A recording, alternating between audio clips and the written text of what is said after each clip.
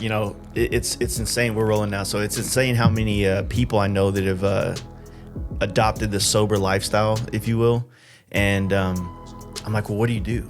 Like, I'm always like, well, what do you do? Like, what's your other thing? Like, what'd you replace it with? Right. And a lot of people, originally when I started meeting a lot of people, they were doing like Topo Chico, like getting some kind of burn like you would get from the carbonation or something like that. Yeah, get the hand-to-mouth thing, and it's not just it's not a soda or something. Yeah, no, totally. Yeah, I've noticed that. There's a lot of people getting sober now or whatever. It's definitely a better way to live. Yeah. In my opinion, but I think we just came out of a time where things were like kind of, everything's fucked, but when, I guess when a bunch of people were shut in, you know what I mean? And you have nothing to do but watch what they want you to watch if you're doing that. Yeah. You know what I mean? And shit. So the only thing to make that situation bearable for a lot of people, I think, was drink and, rig up and all of that. I know I fell off hard during all that shit.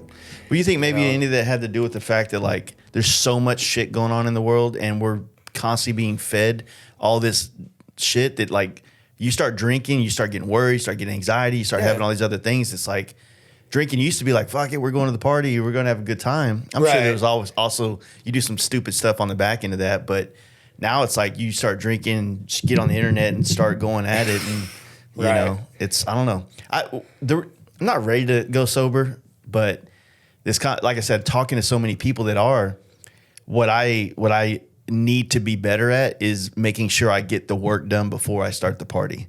You know what I mean? Right. And if you can do that, cool. Yeah. I don't think everybody needs to be sober. I do. Yeah. For a fact, I'm a raging fucking alcoholic. Yeah. But I've played that gamut so many times, and it's either, you hear it, it's once I start, I don't stop. It's that old saying you hear, once too many and 1,000's not enough. And I turned into all gas, no brakes. When I got into recovery and all of that, if I share about my problem, one of the things that I say is I didn't get to recovery with a drinking and drugging problem, man. I got there with a drinking and drugging solution that stopped working. That was the problem. Me and my own skin and my own shit. How much I self-medicated, I guess is the word, forever. It was my solution to everything. Just living in my own skin and not understanding the world or whatever. You find something that makes you semi-functional. You always have that kind of, since early as I can remember, man, I've always felt alone in a crowd. Outside of it. And, we think we're terminally unique, but we're really not, And so, like you were saying with going sober, I mean, if I could drink and put it down, I would. Don't get me wrong, and I work a program, that works. That's why I do it. I wouldn't do it if it didn't, believe me. Because I know that's the thing, man, with alcohol and substances, man, that's the problem. I've done it. I've done my lot. Yeah. You know what I mean? I've explored through my own boneheaded research, and it's all the next, even if you get that perfect high or buzz or whatever, everyone knows what you're talking about, that never happens again. That's why they call it chasing the dragon. Yeah. You want that one feeling where everything was fine and okay forever. And if you have the mind of an alcoholic like I do, I obsess over that. Yeah. So no feeling I ever feel naturally is as good as the way that shit made me feel, And what I come to learn is the fact that all I'm doing is ignoring and stuffing things that I need to feel, that I don't need to numb up. Let me process it. Let my body feel it, and realize a lot of it's just mental thoughts that spark emotions that, fuck us all up, jam up our day and all that. And just anything to clear the fucking, or just put your, I don't know, what am I trying to say? Just put you in semi of a focus mode stop the committee in your head, and at least like if you're going to paint or I'm going to make a night or whatever, you know what I mean? And you get those gears turning. One of the only things that used to stop that fucking noise box in my head was have a drink or whatever, you know what I mean? And then it helped me to focus a little bit. But what I've learned through this time, like I've struggled with sobriety off and on. I've held down a little bit of time, went back, and it took I grow at the speed of pain. So it took what it took for me to get it now, and I really gave it I guess I conceded to my innermost self, and some people will know what I'm talking about. You know what I mean? That if I put that shit in my system, it runs the show. It's what always happens, and like I said, my own research and development proves that. It's I start running, it might be fine for a little while, then it's jails, institutions, narrowly miss death. Yeah. Jails, institutions, narrowly miss death. You know, and fucking how many runs you got? And I haven't lived a lot.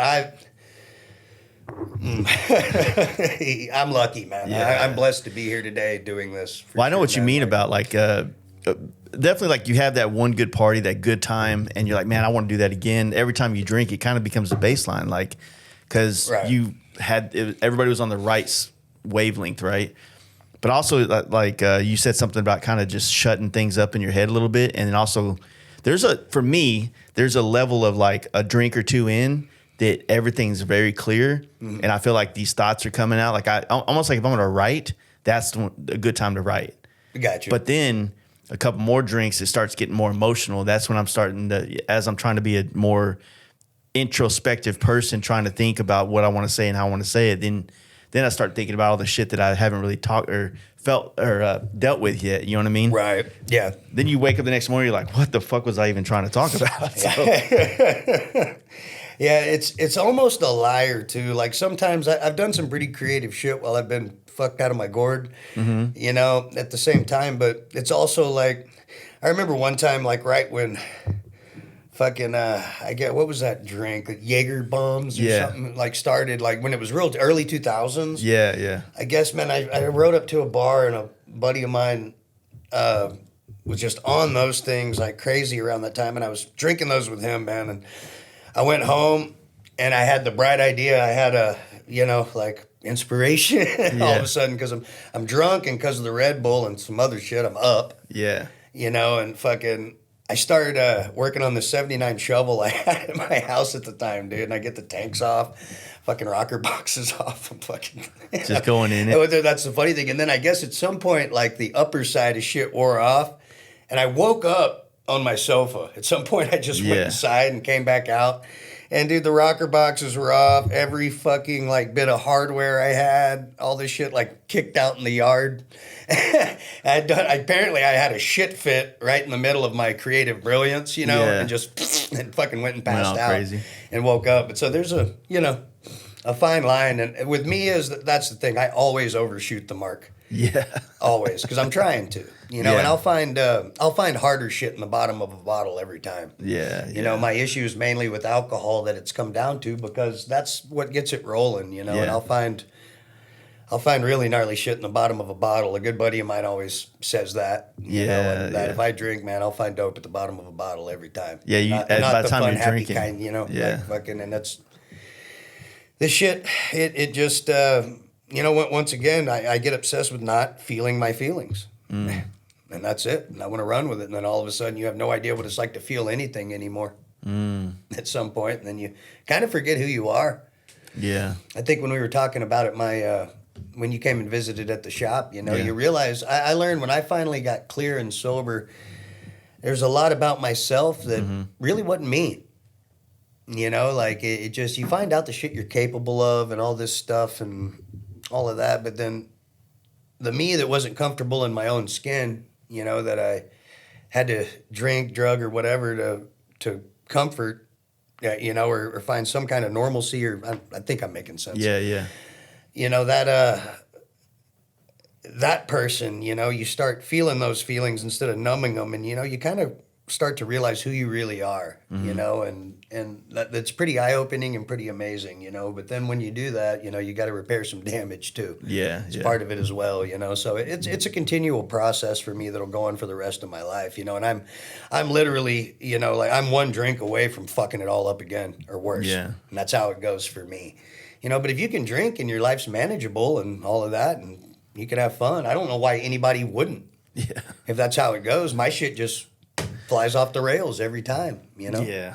No, I get that, man. One thing you said while I was at the shop was, and I thought it was just an awesome analogy, maybe not awesome in practice, but just the idea of like the getting sober, going and starting over, and the process of making a knife. Right. I thought that was an awesome way to put it. You know what I mean? The steps to knife making based off kind of like the steps of recovery kind of thing. Yeah, where you take... like I said, we're talking about like an old rusted leaf spring you see out in a fucking field somewhere. It's rusted, corroded. It's pretty much been left for dead. As far as most people are concerned, it's not good for anything. you know, but with a different set of eyes and a little bit of optimism or positivity, you know, and a willingness to try, you know, a set of steps without faltering or altering. And we like to customize shit, you know what I mean? But the steps for me, you know, it related to the steps of recovery to the steps of blade making linked up real good for me, you know? So you can take like an old shitty leaf spring that's all fucked up, just like a person, addict, alcoholic, discarded on the side of the road, you know? And one of the connections I made was through a series of steps. Once again, you can take that steel and just like a human, for it to be brought to anything useful again, it's got to be brought down to its weakest point. Mm-hmm. I think that's the pain in recovery, and one of the ways that I related it to knife making too. So through a series of steps, you take that steel and you heat it to its critical temperature to where all the, you know, molecules and all that shit, you know, get reformed. And there's ways to do that and reset it, you know. So you follow those steps all the way through. So you take that piece of steel that would have been junk, discarded or whatever, and through a series of steps that you do not modify, it's just the recipe. Like there's a way to paint a bike. Yeah. You know what I mean? There's a way to, you get it, you know? Yeah. And so you don't falter from those steps, and you take something that was once discarded and considered garbage. Yeah. And now it's a very functional, beautiful piece of, you know, a useful item now, you know, that was total garbage to begin with. So that was a connection I had made early on, you know, and then again, I lost focus because I didn't stick with it. Yeah. You know? I get I don't know, man. I'm convinced it ain't me running this show. Yeah. You know, there's me, my ego, my idea, myself, and all that kind of shit, you know. But I think something bigger's pushing this whole fucking party along, you know. And when I try to tap into that, you know, like it's kind of like what we talked about, and I've said it before, you know, the shoelace analogy with people, man. All of us have so much in common, really, as far as the entry and exit of this world. Yeah. You know what I mean? I came out of a womb I didn't choose, in a room I didn't choose, in a hospital I didn't choose, on a street I didn't choose, yet somehow got the obsession of control along the way, you know, when you really think about it. So whatever's doing that, you know, and like our brains, we all got them. That's one thing, and it's a computer. We download shit, you know, information given to us. None of us, just like we didn't get to choose where we came out of and blah, blah, blah, all that shit. None of us get to choose our initial software that's put in our head. You know, the person that teaches you to tie your shoes the first time, even if they teach you to put 18 fucking knots in them, to you, that's the right way to tie your shoes, you know? And we all start off that way. That's your initial programming. And that's why I was mentioning growing at the speed of pain. You won't change. I won't change until I get enough pain to try something different if I don't check out. You know? And so someone with their shoes all knotted up, that's the way they learn from the beginning. They're going to do that until they trip over them over and over again and get willing enough from busting their ass, you know, to go, hey, that guy over there who I've been watching seems to get his shoes on a little faster. And tie him. Maybe this isn't the right way. Maybe I should try something new. And then, but you got to be humble to do that, you know, because we all want to figure it out ourselves. And we were raised by that bootstrap generation, you know, to pull it up, deal with it, fucking blah, blah, blah, blah, blah, blah, you know. And that it just don't work that way for me. I can do that and fake it. Yeah. Like when I had a hip flask and go about my fucking bullshit, you know, and chalk it up how you were looking at it, John Wayne movie style and shit. Yeah, but if I'm honest with myself, am I happy enjoying life? No. And I'm a miserable prick living that way, you know, for me. You know? Yeah, you said something a while ago, and it's also something I've kind of always known, but it goes in and out of like understanding. But I think the concept is not to figure out who you are at a young age and just be that forever. It's just ever growing, ever evolving person, right? Right. To allow new ideas to come into your life and you be aware enough of these new ideas to decide whether or not they could be useful or not, or discard them, right? Absolutely. And also to see it in other people. Like, you know, I think that the type of people that you bring in and out of your life or as they come in and out, like that helps mold and shape you in different directions. I think that scares a lot of people because a lot of us, I think the goal is, you know, the goal that's sold to you through high school is do this, get a job, get a wife, life's perfect. But then you do those things, and then that's where the midlife crisis comes from because you did all the things they said, and now you're empty. You feel unfulfilled. You're worried that you don't have enough time to start over or try something new. So it's like if you just kind of accept the fact that this thing is always changing, you're always growing, then you're more aware of these changes when they're happening, and you're kind of more prepared for them. Like I'm going through a fucking huge change in my life right now. Some of it's forced upon myself. Some of it is like, just I feel like the world's changing, and I'm trying to adapt instead of trying to hold on to whatever was when I feel things are going to be so much different in the next couple of years. Right. You know what I mean? Or I just feel it. You know, it's a intuition, if you will. But so I feel like a lot of people, myself included, at some point in time, you just don't. You want to just get this done. All right, I'm there. I don't have to fuck with that anymore. I'm gonna go focus on other things. I'm gonna go focus on this other thing in my life. Right. And then you realize that, all right, well, I haven't grown my mentality. I haven't grown my empathy at all to anybody. I'm becoming way more self-absorbed and thinking about myself. And it's not really who I am or who I feel like I am, but my actions aren't matching my mouth. You know what I'm saying? Understood completely. Yeah. Absolutely. The fact that you actually catch yourself on that and acknowledge it and want to change, it's huge. You know, a lot of that. I don't know how long I was on autopilot. I just figured this is what you did and took initial software. Yeah. You know what I mean? I learned what works now, you know, and it's refreshing when you meet someone that, you know, or how this came up in topic of conversation. Like when you catch yourself going, hey, man, that's offsides and I need to work on that. Yeah. Rather than just ignore it and fucking, yeah. You know, because that's the stuff that really holds us back. If it's really bothering you and you notice it, then it's something worth, you know, paying attention to for sure. Yeah, like I said, I don't know, like I'm not really close to my dad, and not to demonize him or anything, but there's a lot of traits that he has that I see in myself, that when I feel when I feel myself doing it, I'm like, fuck, man, like I said, that's the initial software trying to just go back to baseline all the time, right? And it's just like, god damn, dude, it's like my dad's a rich kid, you know what I mean? And I grew up completely separated from that. Okay. So his outlook on life is, you know, I'm just going to skate through, be a stoner, and, you know, I'm going to work. But, you know, realistically, I'm waiting on my parents to die, and then I get their money. Okay. And they died, or one of them died, but it was a stepmom, and nobody got any money. You know what I mean? So, and I felt like that was going to happen a long time ago. And, you know, but at the same time, it's just, you see the way that mentality, that person acts, the way they see the world, and you just realize, like, fuck, man. Like, I'm not to say that he's bad. Like, I'm just like, no, it doesn't work for me. I think certain people with that viewpoint, they have a more materialistic view, maybe. Yeah. You know what I Dude, mean? I've Like the had that next too, toy, yeah. the next thing, the next stuff's going to fix. You know what I mean? And that's one of the things I've learned too, man, is like I could have all the coolest, nicest shit in the world, but it really doesn't fucking mean it. Like, as far as financial things go, you know, you have all that, but all that stuff is just stuff, man. And you never see a hearse with a luggage rack. Yeah. You know, and as far as enjoying life goes, you know what I mean? Like Nitty Gritty this weekend, just down there riding. You know what I mean? It was cool to see all the choppers hanging out with you, you know, and it's the first time I'd gone out into a show, you know, in Texas in a minute. Yeah. You know, so going down there and it was cool to I guess what made me think of it is how you were saying, like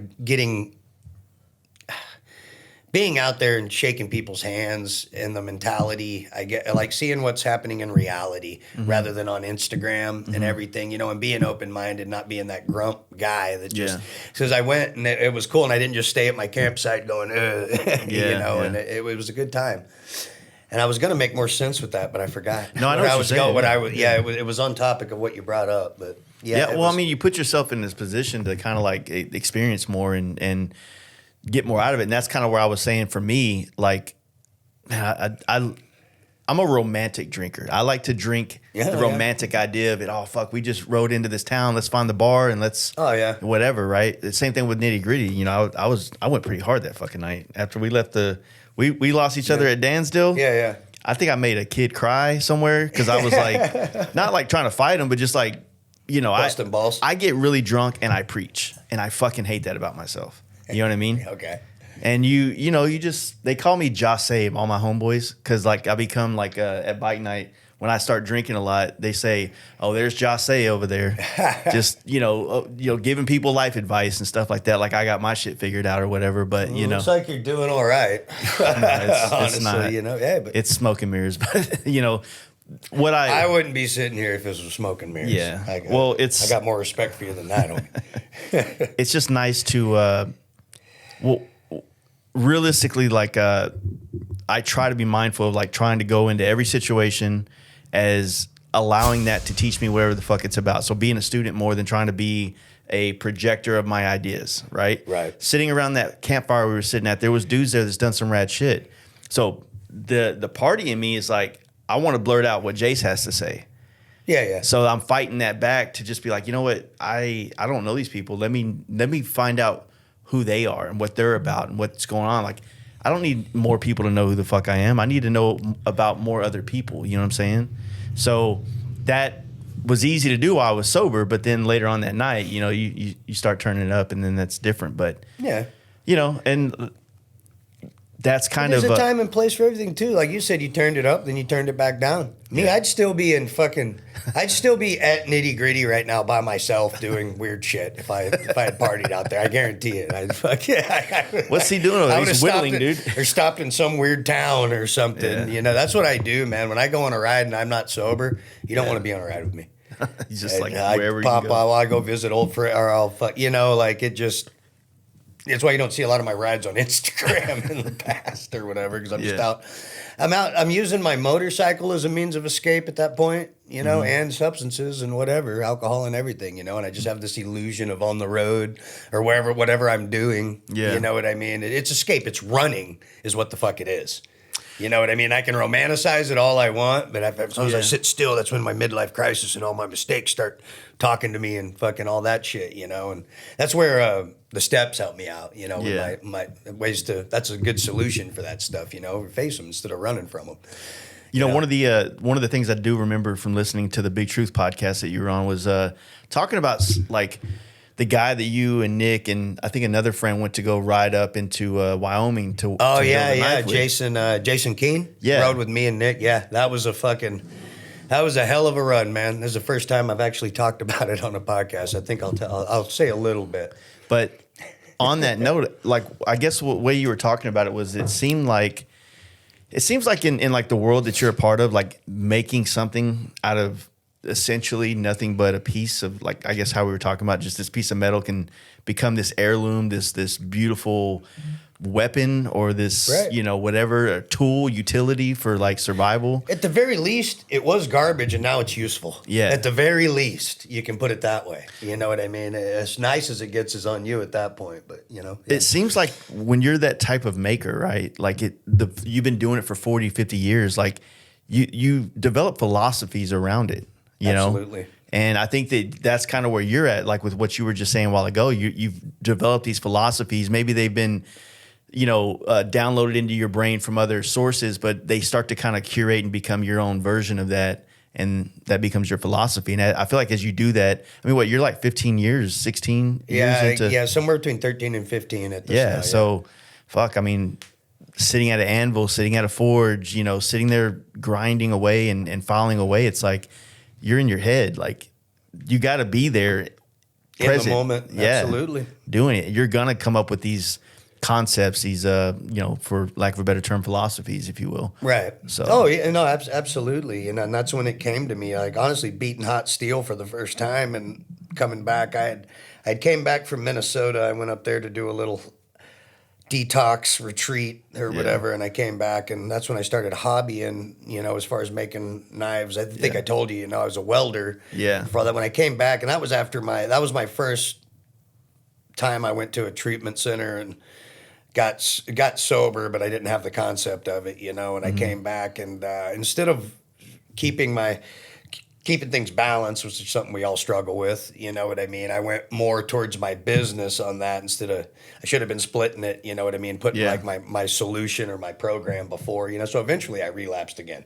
and again and again, you know. But I had enough good in me when I came back at that point to you know, try some new things, at least start moving in the right direction. And I did. That's how this, you know, the company got started, you know. And I came back, or my business, you know, and I came back and I was like, what the fuck did I used to do for money that was legitimate?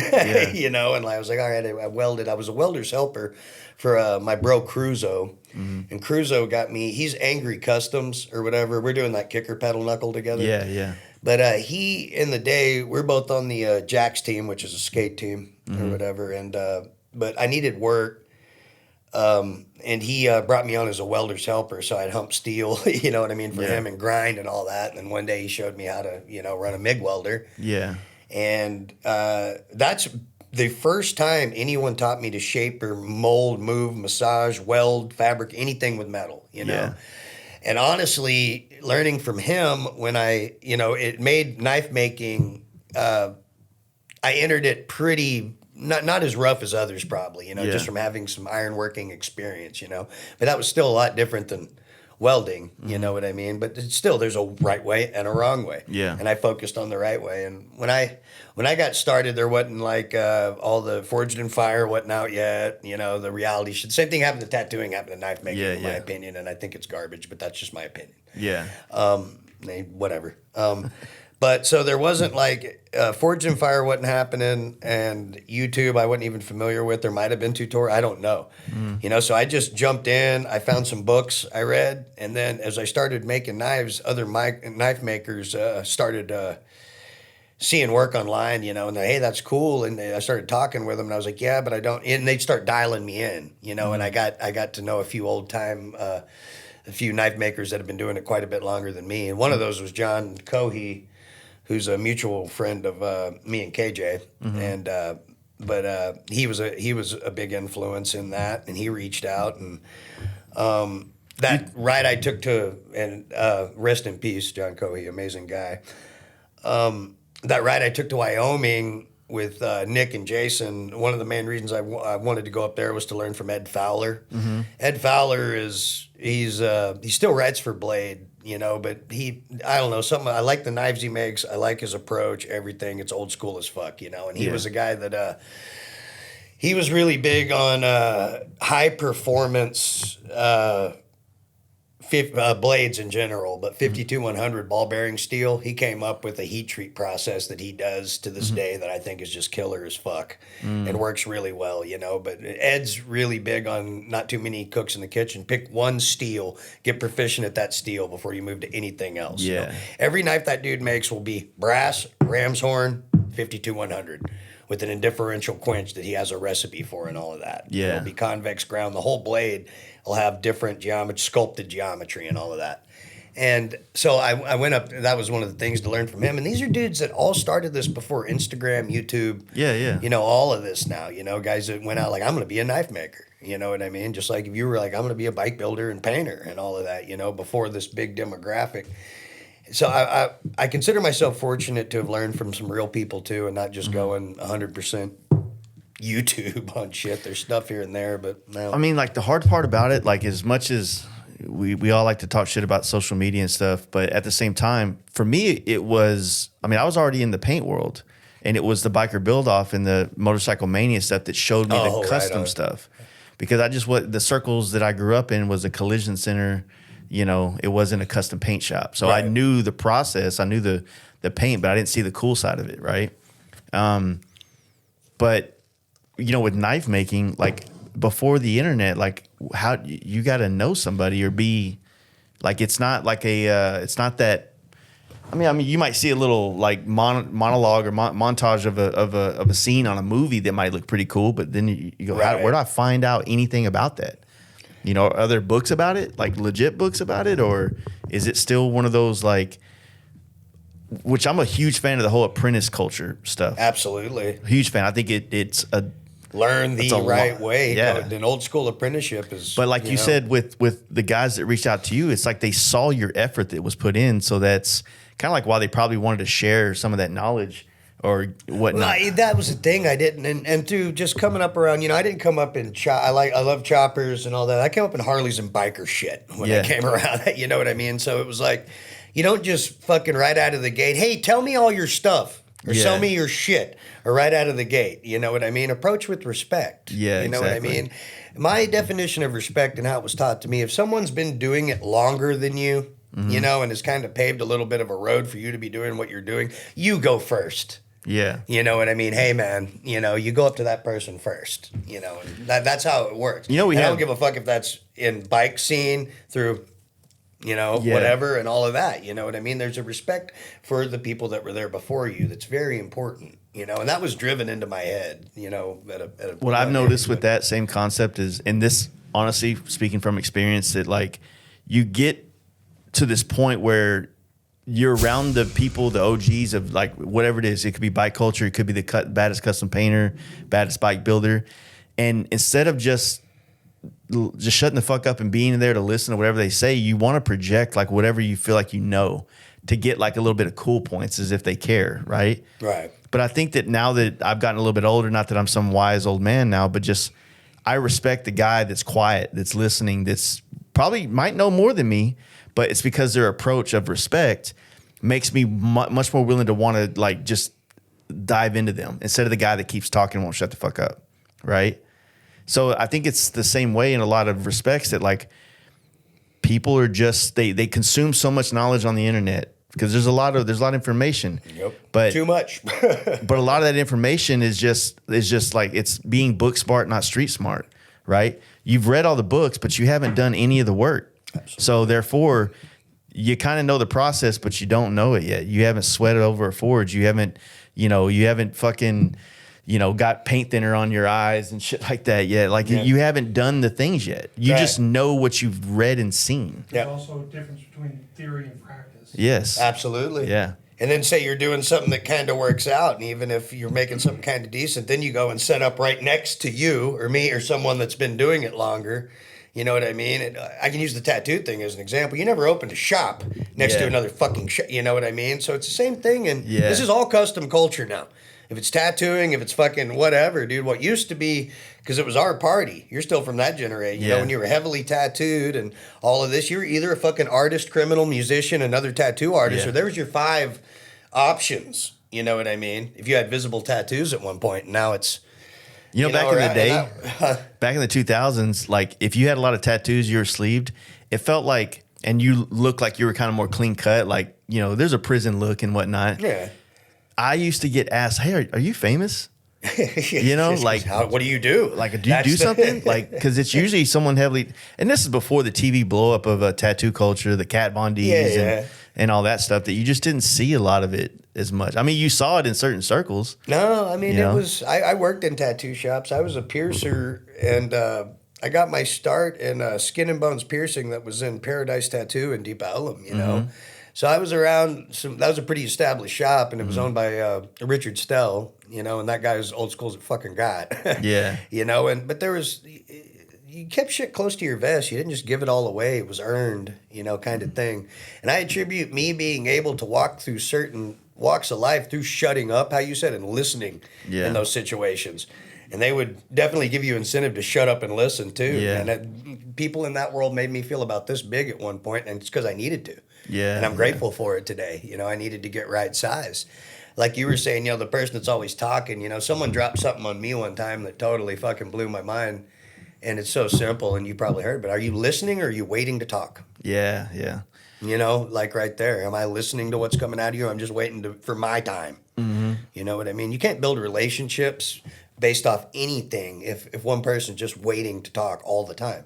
And we all have our stories. We get excited and we want to do that. But if you're just waiting to talk, you're going to miss inadvertently a lot of things that someone's telling you about themselves.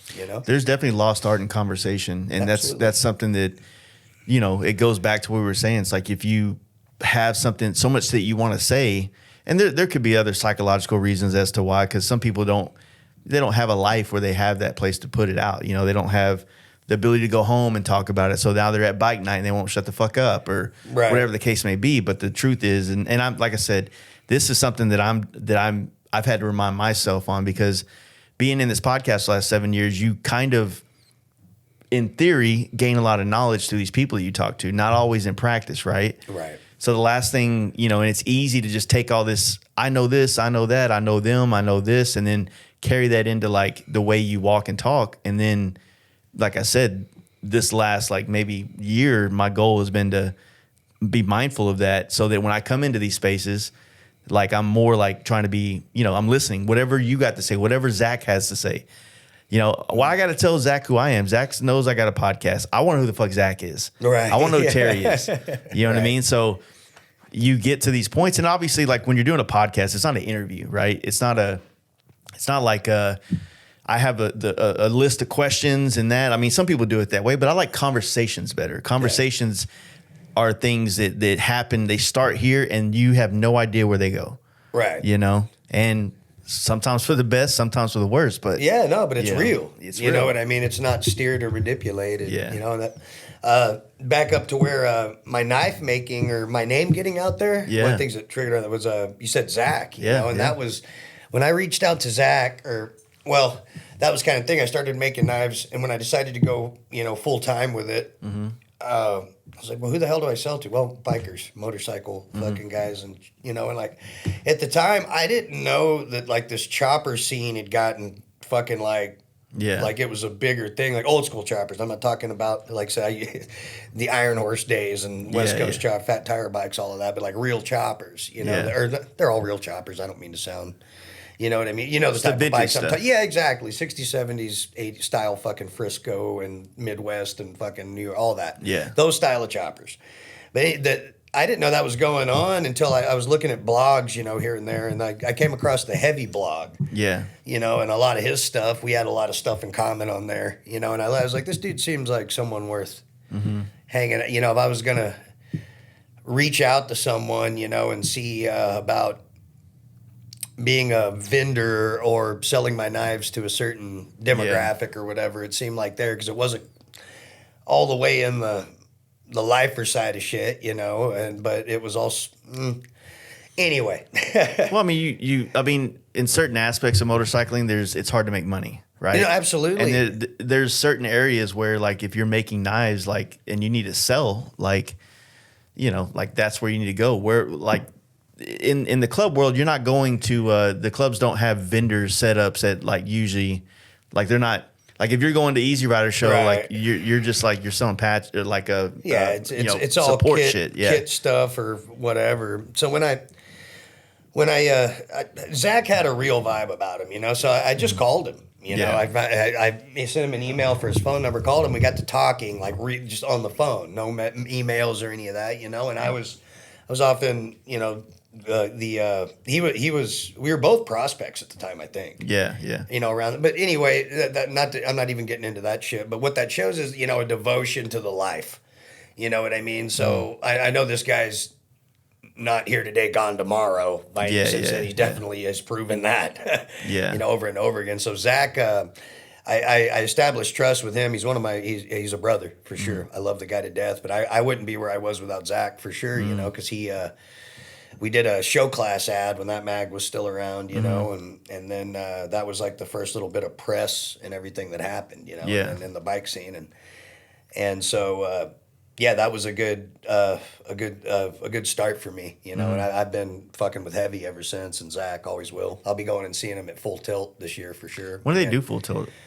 July. It's July. I don't know the act here. He just actually. Let me see here. Is it bad form to look at your podcast or look at your phone while you're doing a podcast? Fuck it, I do it all the time. July 20th, man, day of the show. Okay, so there might be a possibility. Yeah. So I have I'll be on the Southwest around that time of the year quite a bit. So, but I got to make my way to Sturgis, so I might be able to swing back through. Yeah, you're in a shot there at least, Yeah. So I don't know. We'll figure it out. But that's. I'm a big planner, and so I'm trying to like break that out of my system and have a goal, like not a goal, have a direction on this trip. Right. No, like let it just go with the wind, basically. There you go. That way, whatever's really going to happen to me, it'll be because of whatever circumstances, not like I force myself to do all this shit. But I don't know, it's a different thing I'm working on. But the other thing that you had talked about a while ago that I think is real important to also why I think it's special to own something like what you make or, a lot of knife makers make is the connection to, materialism, right? We all, our age group, like that shit was forced down our throat growing up. Oh, yeah. 90s was like the big like wave of materialism of like, it wasn't about just having a pair of shorts or a t-shirt anymore. It was about having that logo on that t-shirt. Oh yeah. And the logo on the shoes. And then that kind of that teaches us inherently to be consumers when we get into our adult age, and now it's like, I think I'm worthy of a Cadillac, not a Chevy. Right. So it's like you have all these things chasing that stuff, but it goes back to what I was saying earlier about like you find the chase of getting it feels good because you actually go and work and you accomplish something to achieve or gain that thing, but that thing doesn't mean as much to you and you don't know why. Right. You know? And so I've kind of got to a point where, you know, I've been heavily dabbling in the more materialistic version of motorcycling for a long time. I've always loved it. It's never been that I didn't love it. It's just that when you're painting $10,000 baggers, like, you need the guys that have that kind of money. Right. And those guys aren't always going to be as devoted to motorcycling as you are. You know what I mean?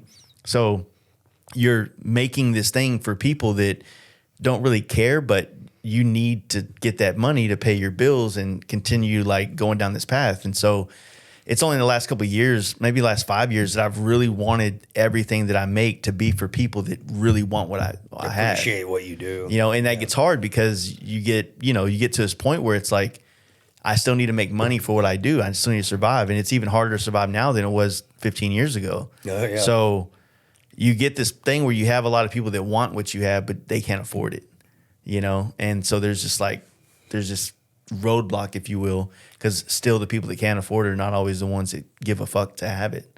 No, it's just totally. like, you know. Well, I mean, that's the thing. I sell knives that cost as much as guns. Yeah. You know what I mean? So that's where your general person, you know, like say if you're looking at anything like from a self-defense perspective, you know what I mean? But why would I do that when I could do that? It's like you either get handmade creations or you don't. Yeah. You know what I mean? From a paint job to a knife, fucking sissy bar, Yeah. a fucking pot, a quilt. You know what I mean? You either get that an appreciation of the time spent to learn, to create it. There it is. There'll never be another one like it, you know, kind of thing. I think you either get that kind of thing or you don't.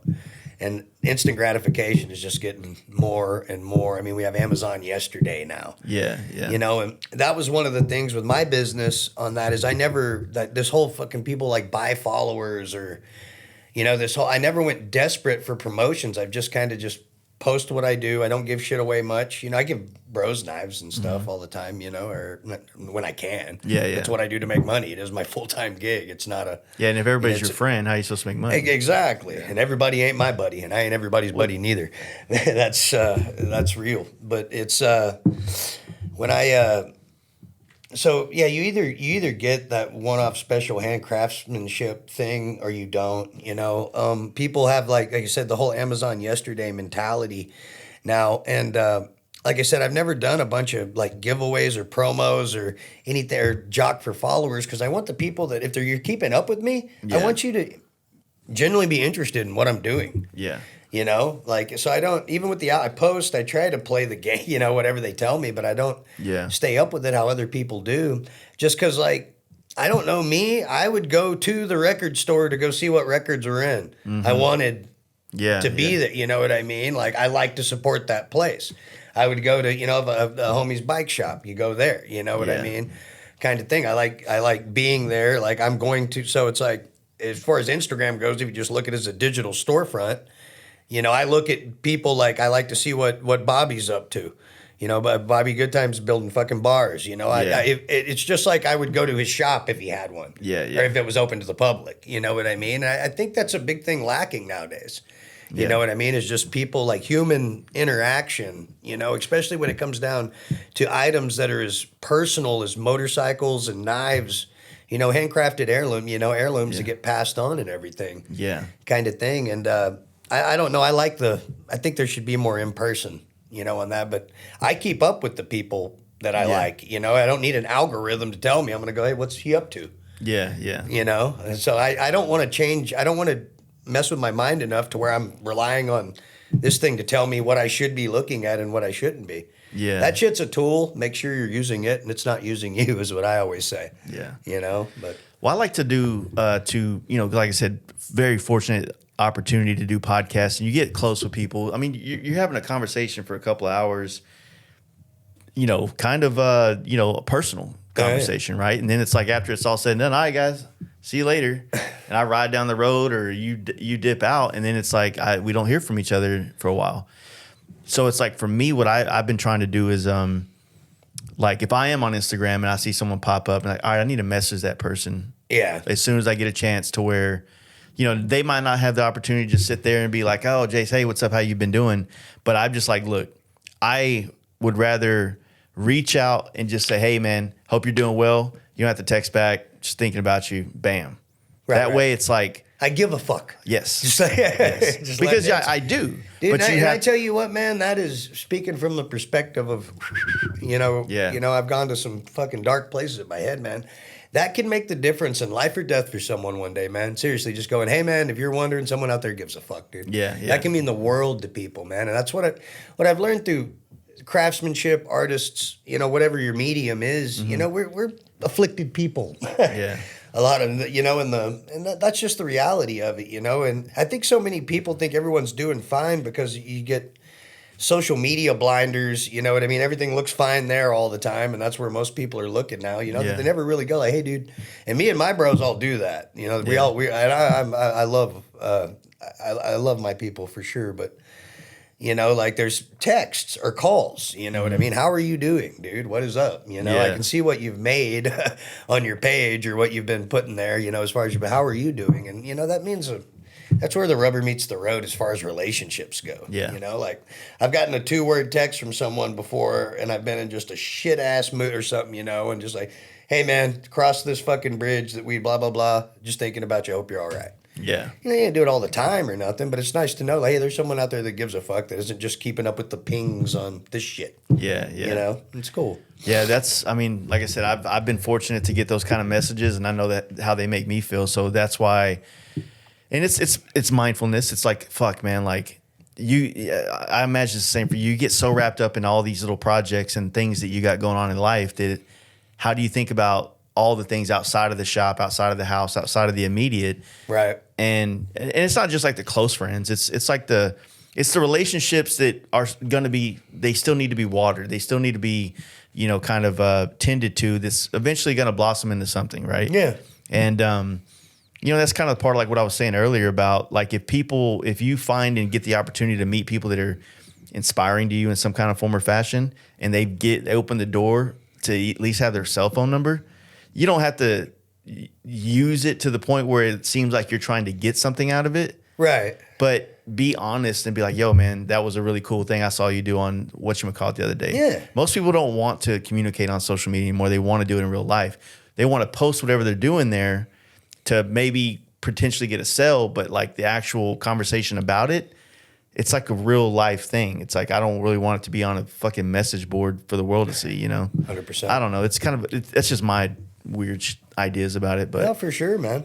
No, I agree completely. But how was like going through this process of making knives? I mean, I think I was talking to you at the house, and you were saying that like your initial like what you liked was like World War I, II trench style. Like over the past like probably 6 years, I really went down the rabbit hole in trench weapons and all of that, and I really like put my own spin on that. Yeah. With knives in general, the stuff I make is like I've always liked knives, knuckle dusters, fucking nefarious tools. I've always had a thing for that. They're just cool to me. And trench warfare is probably like some of the most brutal shit humankind has ever seen.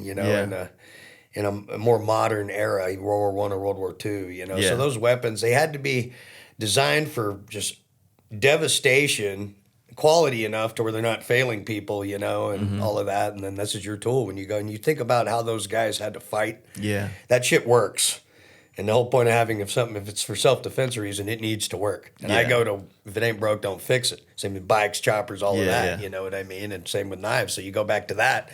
Those dudes were in some of the most nasty fucking hand-to-hand combat, and the tools had to work. Yeah. If you even look back to all the trench art they made, the dudes that would make stuff in those trenches, and shit, the art's incredible to get some of it, and they modify their own weapons to make them work in tight quarters, basically, you know what I mean, and shit, and just a interesting time to look at weaponry from a creative standpoint.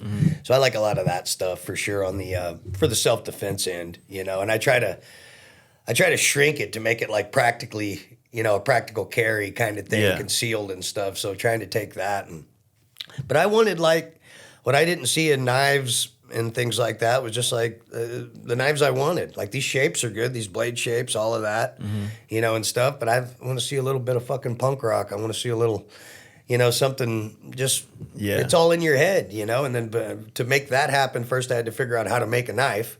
And then get to style and aesthetics and all of that, and it's just been a process up to here where I've kind of developed my own style, but my own style's influence from old, like you said, it's trench warfare stuff, biker shit. Yeah. Randall knives, military issue knives, old American knife makers, like Bob Lovelace. I love that guy. His stuff was awesome. Bo Randall at Randall Knives.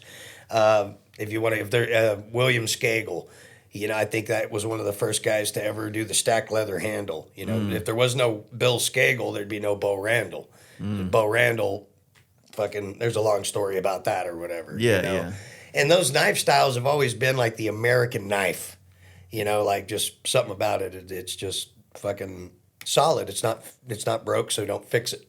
So something like with that and putting more of my own little dark or nefarious twist on certain things, But I like making buoys or traditional knives that are like that though, But with my hideaway stuff like boot daggers, belt knives and, stuff for defense, I make a little gnarlier, Yeah. But it's all influenced by stuff that's worked forever. Yeah. When it comes to knife defense stuff, I'm versed in Kali and Silat, which are knife systems. One's Filipino, one's Malaysian.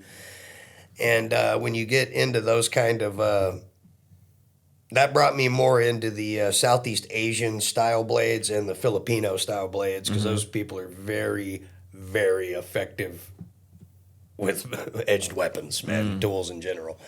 So that kind of adjusted my style on like the self-defense stuff, but I still like making just a good all-American fucking workhorse of a knife, too. But I don't know. I'm in a spot now to where if I see it, I just go to make it. And if people like it, cool. Now, what is the Bowie knife, right? That's kind of American as fuck.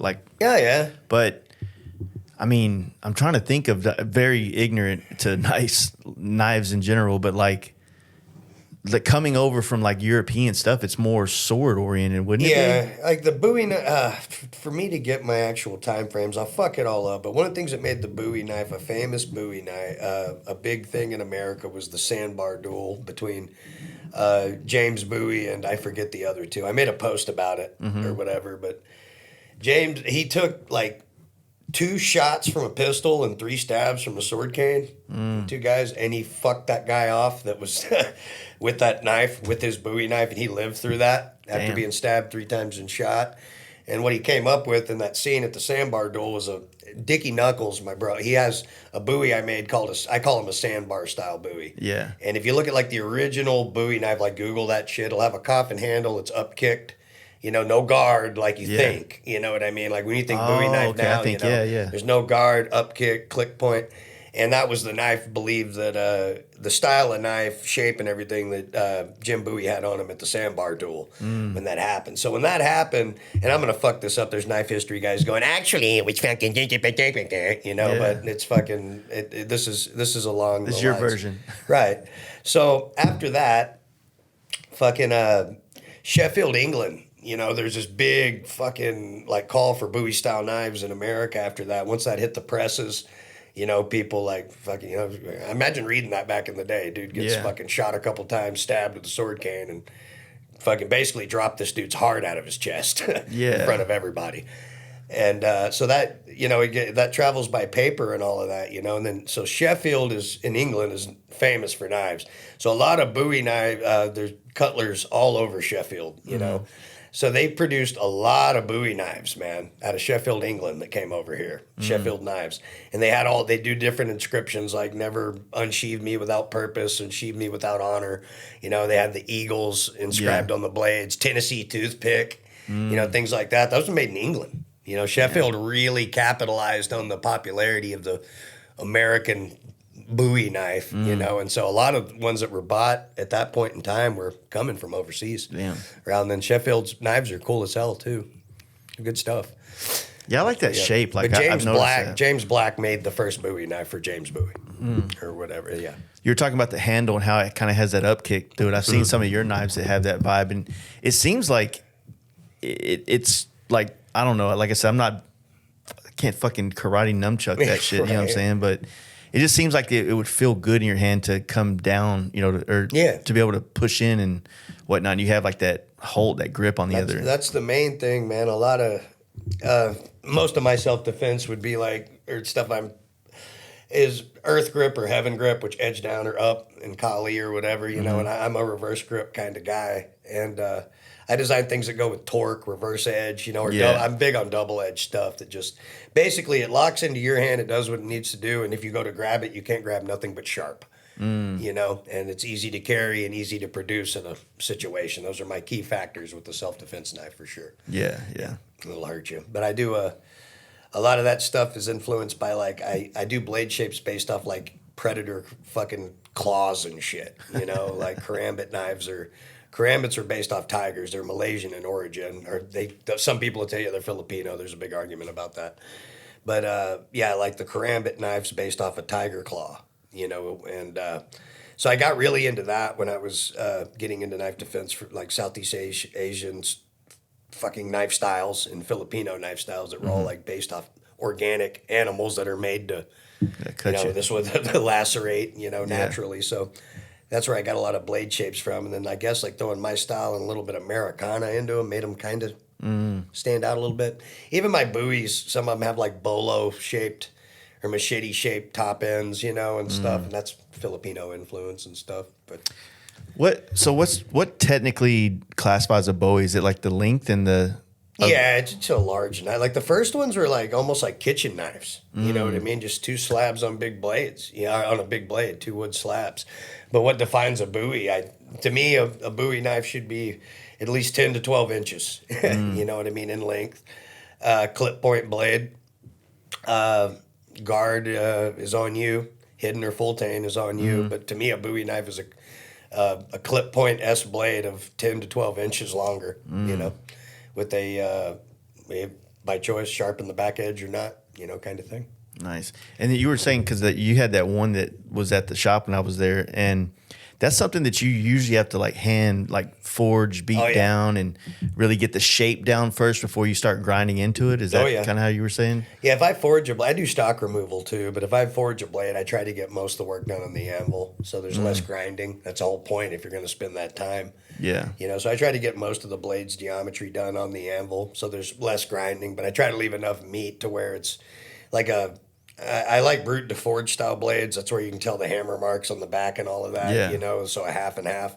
If I'm doing it that way, but also leaving enough meat, you know, to grind, you know what I mean, and inconsistencies and warps and all kinds of little shit. It's all second nature now when you've been doing it. I'm sure when you set up to paint something now, you just do it, you know what I mean? And explaining it, you wouldn't really do it unless someone was right there next to you and you're explaining what you're doing as it goes, you know? The grits that you kind of start with versus a finishing. Yeah. It's like you're going through the whole gambit, huh? Like, Now I'll start with like a 24 grit belt on a 2x72 grinder, you know, and get everything rough ground. Then before a heat treat, I go up to like 120 grit heat treat. Then after that, I refine geometry and it goes up to usually like 1,000. And that gets into hand sanding after that. Yeah. So every time you heat treat, doesn't it become more difficult to actually sand and steel gets harder? Yeah. We only do one heat treat process. Okay. Yeah. So if you're going to be, like you always drill your handle holes before you heat treat. You won't get through that steel. That was the first lesson I learned in knife making. I heat treated a blade and quenched it. And I was like, all right, I went to drill. I burned 80 bits up or some shit, like trying to get through this fucking. So yeah, a lot of the stuff when you're removing material, you want to get it before you before it's finally heat treated or whatever. And when so I'll get a blade about 80% there at heat treat, and then I'll fine tune because you don't want to get it too hot after that either. Once you've heat treated a blade and it's ran its temper cycles or whatever, if you temper a blade at 400 degrees, that's a standard one for high carbon steel, around 400 degrees for 2 hours twice. That's a good temper. But if you get that blade around 400 degrees again, it blows it. It blows the temper right there. But in 400 degrees is everything you see. I never wear gloves. I like to feel heat and all of that. It's not the most practical thing, but it works for me. You know, so I like to feel when parts of a blade are getting too hot and all of that, you know. So water boils at 220. You can't keep your hand in boiling water, you know. So if my hand starts to get too hot to hold that blade, I know cool it off as it goes. But if you reach while you're grinding, right? Exactly. Okay. Yeah. So that's why I don't recommend getting gloves and just hogging shit, you know, especially after a heat treat, because you'll blow your whole heat treat, turn into a butter knife.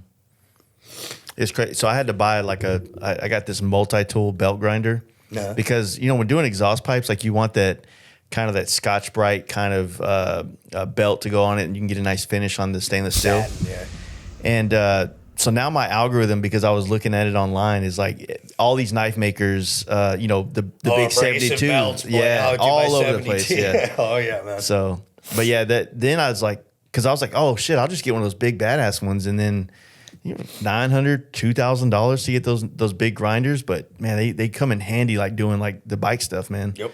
They really do, Oh fuck yeah, man. Those a 2x72. I have one that has different attachments and all of that, and they make life a lot easier. And I feel like you had a couple hanging around the shop. One outside that I don't think works anymore. Oh yeah. Oh, that was one that one Steve Henson gave me. He was a knife maker in Kansas City. He was very much not in the limelight. Yeah. And an insanely good maker. He was a guy that helped me out a lot getting my start. And he was a friend. My friend Clayton, it's his dad, and I rode bikes with Clayton. And when I got into knife making, Clayton put me in contact with his dad, Steve, and Steve brought he came down, and I learned to make Damascus from Steve. Steve came down and showed me how to make Damascus. And how hard is that process? Because you're trying to basically Damascus, fuse. dude. I don't like making it at all. I don't have power hammers or any of that. And to me, it's if I use Damascus on a blade now, I'll get it from someone that likes making it. Like Broken Anvil, my buddy Charlie. I'll get Damascus from him. He makes really good steel.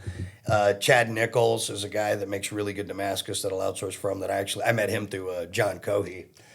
And but yeah, I just don't like making Damascus, and there's certain patterns I like, but to me, I don't know, dude, just a good steel blade looks good and that ages with time. Yeah. And I no disrespect. I mean, there's amazing things people can do, with Damascus steel for sure. But to me, maybe it's like the tattoo shop mentality of being around like, how do I say it? Like, like an American traditional tattoo, like a rose or a heart, or a skull, versus like a wolf's head. One, it's like, that's so simple, that's so detailed. You know what I mean? But the wolf's head's actually easier to do because there's all this, this is a painter. There's all this hair and, stuff to where you can hide a weird line or something, with a fucking heart. It's a fucking heart. Yeah. American traditional skull, or if that line goes, or anything, or, so the same thing with Damascus. I've seen certain knives, and I'm not, I've seen people like go, oh man, that blade, and they're just so caught up in the pattern of the Damascus steel, they don't see that the grinds are absolute garbage, that the fit up is crap, that, or like all people get real blindsided by that, But that's just my personal viewpoint. I'm not a fan of like real busy pattern steel. It's just something that doesn't do it. I think it's cool, but it doesn't do it for me to where I want to fucking get power hammers and make my own. And maybe down the line we'll see. Yeah, but it's I see that. Yeah, I'm just not a big Damascus guy. Yeah, I could see that being a thing because like in the paint world, what we do is like, when you're young, you kind of like want to do whatever's trendy, whatever's like most popular, when you're getting into this. But you realize that like honing the craft and being good at like, I wouldn't say the word traditional, but having a solid core base of being able to do a good set of flames, a good set of graphics, right, quality leaf. Like every time I tell people that want to learn how to do paint, I'm like, just be proficient at the basic, simple things and allow yourself to grow with that. If you try to go all the way over here and skip all this, you'll never be like able to really put it all together right. Right. You know what I mean? Because there's more to the custom paint job than just the silver leaf or the airbrush. There's all these other steps, just like you were saying. Like if you get somebody that's good at making Damascus, but they can't make a knife to save their life, now you have a pretty blade that has a shitty handle or bad grinds or however you put it, and it's like there's a process that like learning all this, and eventually if you get to the point where you want to add that extra layer to your brand, to your skill set, right, then you take this knowledge of how you learned how to do everything else to go in and perfect that as well. You know what I'm saying? No, absolutely. But, and like I said, there are guys that just, some stuff's too nice just for me. Yeah. You know what I mean? Like I like, solid functional things that are clean, to a point, but I like dirty too. Yeah. And so there's there's guys like I was just at Blade Show, and like, Jesus, man, these guys, like Charlie at Broken Anvil for one, and like, but just knives that are just to the nines, and like other like master smiths there, like Damascus. It's so fucking ridiculous how nice some of these knives get, and that what went into the steel and everything else. And I got nothing but respect for it. if I hung one of those off me or something, or it's just not me, you know. It's just not it's just not my style, you know. Some people are fucking Motorhead. Some people like I'm not gonna insult the audience by saying a band that I don't like that everyone might love. I don't know. Yeah, everybody else does it all. Everybody likes Motor. If you don't like Motorhead, you suck. There you go. The other thing is like, you know, you reached out to me. I've known who you are for a long time, right? But you reached out to me after we did that last episode with the Nice Babe by Nick. Yeah. And you wanted to, you know, do the pod and everything. And it's like, we were trying to work it out. And then, of course, it kind of like, this all worked out much better because, like I said, I got to actually understand, you know, owning a knife now. I get it. I didn't at first. Right on. You know, like I didn't grow up around a lot of weapons in my family and things like that, you know. So, not that it's like a weapon that I have, but I mean, it could be, right? So, but I, like carrying, like I barely, like I went and did some with my wife this morning. That's why I have my ring on and my necklace. Other than that, it's like, I don't fucking wear anything. Right. Like I'm not used to having things on my body, right? Yep. And like I think I told you at your house, like I have a belly, so then everywhere I put the knife, it's like fucking handle in my gut when I sit down or I'm riding and whatnot. But now that I've done it, like I get the vibe, and then of course like the connection with Zach and you, it's like, okay, this all makes sense now. Like Right. I'm in the right mindset personally to dive into your world and really look at it as a student rather than like, Right you on. know, whatever else may be. So the other thing that I was like, it kind of sucked because it didn't suck. Maybe let me get to this. I was very, very much ready to see the Rome, right? Because I've known a lot on the Rome, right? Because, like I said, Todd Bluebaugh is a guy a photographer that I'm very interested in and been inspired by, and really excited for the show because I've known so many people that's kind of worked behind the scenes on like creating all that, right? Right on. And then I knew because I saw when Mamoa had came to your place and was sleeping on the cot outside and things like that. I remember seeing that a long time ago, but that was like 2.5, almost 3 years ago or some shit like that. That was like the tail end of 2020, man. Yeah. Like when that was filmed or whatever, yeah. And so seeing it all happen when the I think it was the second episode, when the Blade episode, or yeah, I think so. The third episode, when that episode happened, man, all I could think about was watching the episode. Like, you had to be the coolest looking motherfucker ever, banging an anvil with the lighting. Like, you gotta understand, I'm a camera nerd, so that shit looked badass, dude. And you didn't talk much in that episode. Oh no, and it's good too. You know, I definitely wasn't. I wasn't on the beam per se, you know, as far as that goes, you know, around them. But that was a cool experience for sure, man. I had people, Jason for one, when he'd seen the footage, like, oh, you're gonna love that. I was like, what's so good about this footage? You know what I mean? I guess because it's me, it's neat. I'm grateful. I'm very grateful, and it's cool. I never thought I'd be on TV in a million fucking years for anything constructive. Yeah, super cool, you know. But fucking like I'm so out of my element still, you know, like on it. I guess I don't want to sound ungrateful for it, but it's so like, that's so fucking far out for me to like be on Max, HBO, all this shit, you know, I don't. I get it. And it was like when he filmed it too. And Jason, I'll tell you what, man, Jason Momoa is a real fucking dude. Yeah, you know what I mean. That's a good guy, and he's really into this shit. I love you, dude. If you're out there hearing this, but you know, there's so many people in his position that, you know, I until I meet you, I don't make a conclusion. I don't care who you are, you know, in person or whatever, you know. And super fucking dude is a real person. You know, and that was very refreshing, and I'm grateful for the opportunity.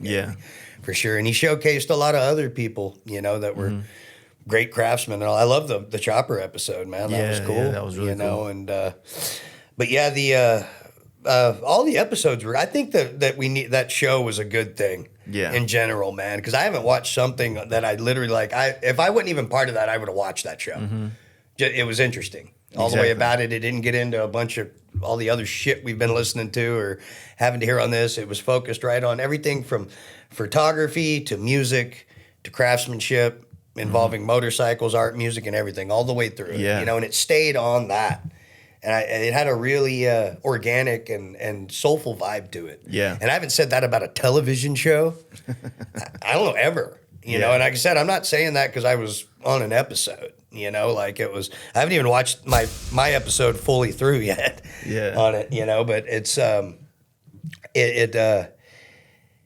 it's still kind of fucking hard for me to get my mind around that you can go fucking turn on a TV somewhere and my sketchy ass is on it, you know. But it was super cool though. Yeah, that scene could have definitely been like in that Vikings TV show. It would have worked in there. Like you had that. Well, that me and Jason, man, we were drifting those goddamn.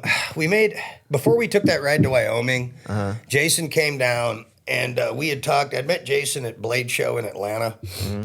We'd talked for a lot. We've known each other, but we met in person at Blade. And we got to talk, and he talked about riding down, you know, to my shop from Wyoming and doing a little collab kind of thing. And eventually it happened. You know, he fucking scored a bike and came down. It was his first fucking actual ride, like fucking highway time, dude. That dude rode from Wyoming to fucking Fort Worth, dude. He impressed the shit out of me with that. So he showed up on a Dyna that he got Evo, and we got to hanging out, and we had some fun. We had too much fun. Yeah. Like I said, I wasn't sober at the time, but we made a trench knife, me and him, and he wanted to do it the old. We drifted at a straight 5160. We made a punch. First, I had to make a punch to fucking hot poke drift those fucking knuckle stalls in the first one. And it was a bastard coated motherfucker, dude. It was hard. But the aesthetics of the knife being done that way, you know, it turned out really cool.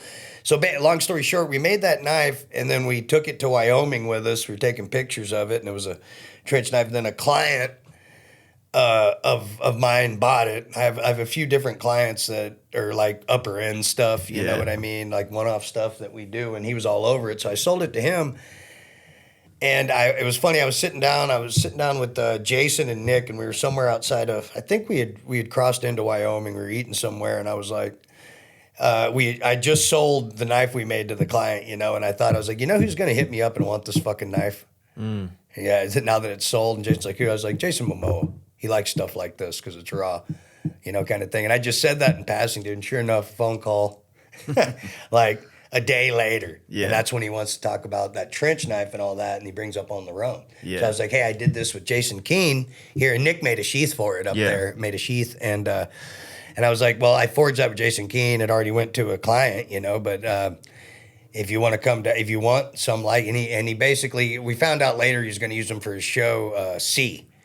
So Jason came down, we got it set up and all of that. And I was like, well, it's not just my knife. I made it with Jason Keene, so he needs to be part of it. And he was like, absolutely. You know, so fucking Keene rides back down after Jason lets me know when he's coming through, you know, and when Mamoa showed up, started filming, that's like the whole thing of that. It is so fucking hot to get. So we made 3 of those. We made 3 trench knives, and that whole footage in that is between me doing the blade, holding it so Keene can drift the fucking holes and all of that. It was just hot, intense, and all the way through. So I guess all the lighting and everything, the cinematography was great. That people like it. You know, I thought it looked cool. Yeah, definitely. You know, but it was fucking. That was a brutal job. That whole. I think it felt like that stuff looks in there, man. It was fucking hot, and I'm sweating out fucking rye out of my fucking pores and shit. And but I think that show like that also helped like give a perspective and understanding to, you know, the process. It made it more, I don't know if glorified is the right word. That might sound like a bad way to say it. It just made it more like palatable to idiots. Okay, like okay, me, right. You know what I mean? Yeah. So it's like, fuck, that looks cool. Because I mean, literally, like those are that's what kind of inspires people, right? Yeah. That looks cool, and then you chase the dragon, if you will, of how do you accomplish that or achieve that or create that, right? You know, and fuck, if racing cars didn't look cool as shit on TV, most people probably wouldn't do it in real life. Exactly. You know what I mean? So exactly. And that's the and the other knife maker on it, Neil, or whatever, super cool guy I've gotten to know after a while or whatever. He's a dude from Hawaii, right? Yeah. He had a hell of a backstory on his, you know what I mean, and all that. I never knew that about Neil, and that was really cool. Yeah. You know, and Neil's a hell of a knife maker. He came on the scene. He's one that keeps popping up on the scene out of nowhere and just fucking, I mean, from my perspective, you know, Yeah, yeah. from what I know is like this dude shows up. I never kept up with that show, but I guess he went and he was like, I'm going to go win that fucking show and then start knife making is what it looks like in business. And that motherfucker did it. He went out there, won fucking Forged in Fire. And I think he'd been making knives like not that long. He just hunkered the fuck down. But I think he's got a background in fabrication and all that. Yeah, Neil's yeah. a very talented guy from what I can see or whatever. But yeah, knife making, he's like, I'm going to go fucking win that show. And he did. That's And he's cool. killing it now. But he's been super cool or whatever. That's another, through that whole deal, a connection that's been neat.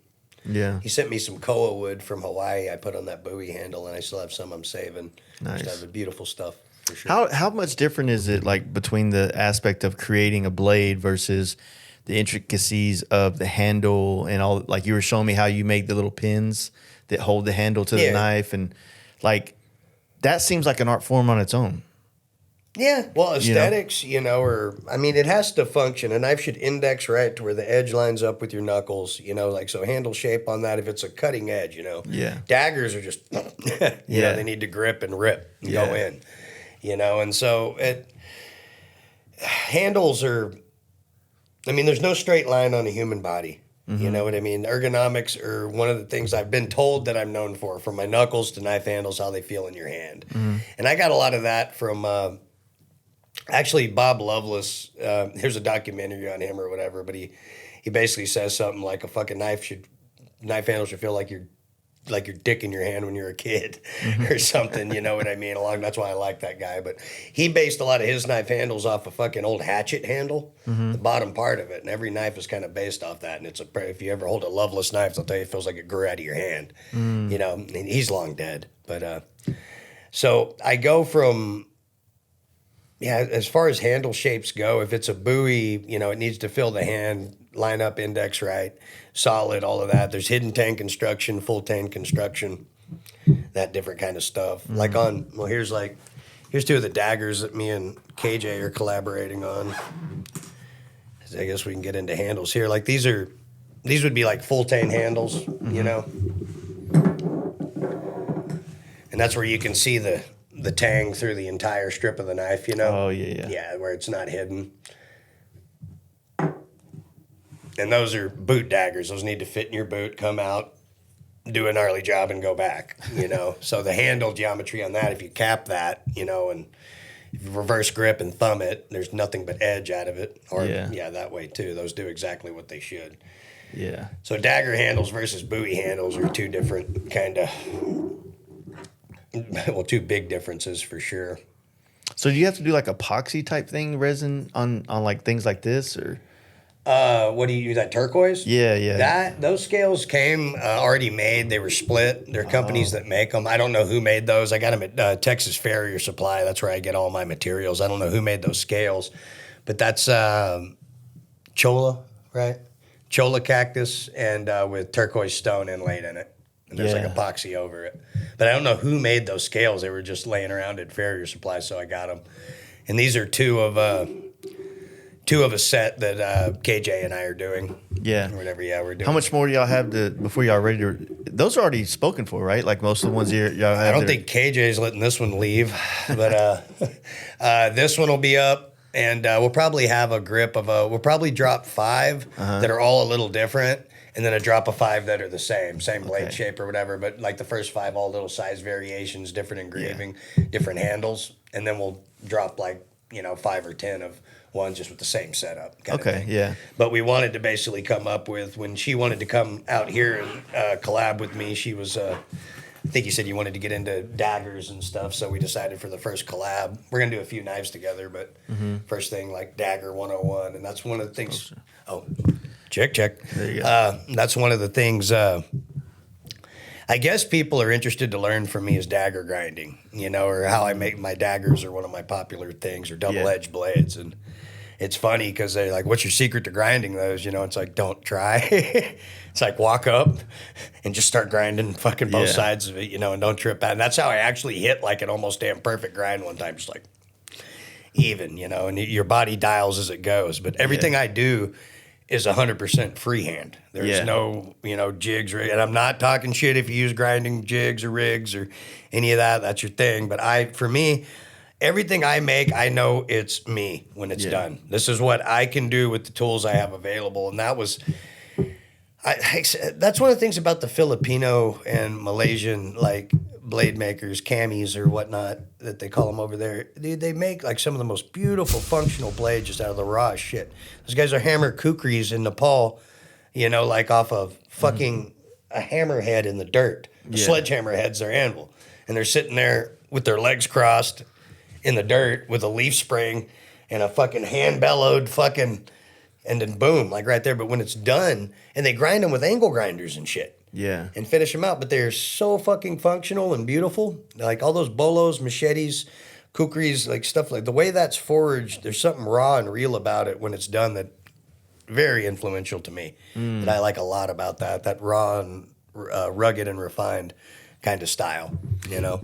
Yeah, there's definitely, I would say that, like, it makes sense why the different parts of the world is going to have different types of bladesmithing, if you will, because of different types of, would you say it's materials, like, kind of dictate? Because isn't, like, Japanese, like, steel, like, or am I just, like, I've watched too much Kill Bill or something like that, you know? No, I mean, it's impressive, you know, like Japanese katana sword making and Japanese sword making is, you talk about, you do not waver, you do this way only, period. Yeah. That's their culture. You know, though, like, and Like it's... you spend a lifetime just learning how to make a sword. Those guys have, in Japanese, like a traditional Japanese swordsmith, as much as I'm qualified to speak on it, which isn't at all really, but I know a little bit. You know, there'll be people that just like that one guy that does blades. That's it. The other guy does the suka, the fucking suba or whatever you know. There's the guard. Then there's another person that just wraps the handle, and then the manuki, the fucking like. There's people that are proficient at every piece of that sword. That's what they do. Nice. And it's fucking pretty nuts, man, how they do that. I mean, they go source iron, like raw iron, you know what I mean, and make their own steel, you know, like from all the way through. It's impressive. It'd be something I'd like to do at some point. If I could do that in Japan or something and actually do so, I'd be all about it, but I'm not going to try to recreate that shit over here. Yeah. That's I wonder if that sure. process is like so, once again, ignorant here, but maybe that process is so long that it's not like something you're just going to go spend like a weekend, you know, banging on an anvil. Oh, fuck no, dude. Yeah. And you're talking six-figure swords, the kind of guys I'm talking about. You know, what they cost is fucking like, it's nuts, man. Like fucking, it's wild. But yeah, I'm talking about going to rivers and getting iron sediment. Yeah. This is the first process of making your blade. You know, it's like going, like panning in a fucking river and shit and like, you know, getting iron ore. Yeah. And then melting it and they're still doing it that way. Yeah, to where they put it in a crucible and make an ingot and mix it in with, you know, like all that. And then a lot of it is sanmai or the kitchen knives that they do in Japan are sanmai, which is a high carbon bit forge welded inside two pieces of mild steel. So the edge is hard, but the back is soft, you know what I mean? You need to hold an edge, but it's strong. Katanas do like, they say like 1 billion layers or whatever, but every time you fold a layer of steel, it doubles, then it quadruples, then it, you know what I mean? So the fucking thing, they're not fucking folded over 80 million times, how they say that, but just the layers double and double and double every time you do it. My wife's got like yeah, sure. Go ahead. You got to pee? Did you say you had to go pee? No. Oh, my bad. I can though if No, my wife does. She's got like Japanese steel scissors for her barbershop. Yeah, stuff. dude. So and they ain't cheap. No, and that's a whole art. Scissor makers over a Japanese potter, from what I understand. Okay, like if you're a potter's apprentice, like spinning pots. You know what I mean? Over there, like the motherfucker will have you fill a room the size of your shop with pots. They'll go in there and break every motherfucking one of them and say, do it again. Yeah. You know, like that kind of shit. That's part of everything over there there is the way, and that is the way. Yeah. With everything they do, it seems. Yeah, I mean. Any profession, like even cooks, everything. Yeah. No wavering. Fucking, this is it. Period. They seem to do American culture better than us too. Like as far as Choppers lowriders, choppers. Well, it's a very hands-on approach over there too, man. You know, like you'll see a guy building a chopper in Japan and he's in a crawl space, dude. Yeah. And what'll roll out of there is so fucking cool, you know, but it's all hand tools, all fucking, you know, there's not just sitting on the ground, no room for lifts, you know, here and there in certain places, and the bikes they roll out are fucking I think Because you know why? They're done like pretty much how they were in the fucking, in a living room, some old Scooter Tramp's fucking house, same kind of thing with hand tools. Yeah. You know, I think that's why a lot of their stuff hits that mark a little bit, you know, more than some other stuff. I wonder if that's there's a saying that like my buddy Tim O'Keefe, and I've heard this in other places, but I'm going to credit him for it because he's the one that kind of really hammered it home for me. And I'm going to work on how I get to this analogy, but basically in a camera, right? Like taking photography. If I hand you a camera, most men are so technical and analytical that we start trying to understand how a camera works. If you hand it to a woman, she starts understanding how to use the camera to take pictures. And they become more about like what they have in their hand versus men. I think we tend to be like more like, oh, well, I need to get a different lens to do this thing.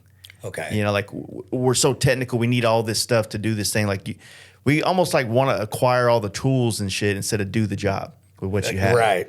And so I would say that in some aspects, because primarily a lot of people that build motorcycles, I mean, we have a lot of women coming up in the space now, but it's still pretty heavily male dominated to where you get, I think more people aren't seeing the way the Japanese do this. They're thinking, oh, I need to get a CNC machine now. I need to get this. I need to get that. And I think ultimately it does kind of take away soul out of motorcycles, out of products, out of things that you own. There's a thing with craftsmanship, man, especially hands-on stuff that I call perfect imperfections, too, like boo-boos that happen that are aesthetically pleasing as fuck that happens that way, and how you kind of massage that to make it better. So it's just little things that they stand out in one package deal a lot. And I think it's what you said. I think it's an honest fucking machine. Yeah. You know what I mean? To the best of that person's ability. And that you can't fake that. And when you're in the presence of something created like that, whether it's a paint job, a bike, knife, or whatever, it's just undeniable that that's real. Yeah. You know, that guy gave a fuck. Every bit of that is fucking cool as fuck. And you can feel it, you know, when you look at it. It's not just seeing it. It's like an energy. Yeah. You have a CNC making a set of risers for your bike, and then a tool fucks up and you get a scratch to it or a nick to it, that becomes like the scratch and dent cell, right?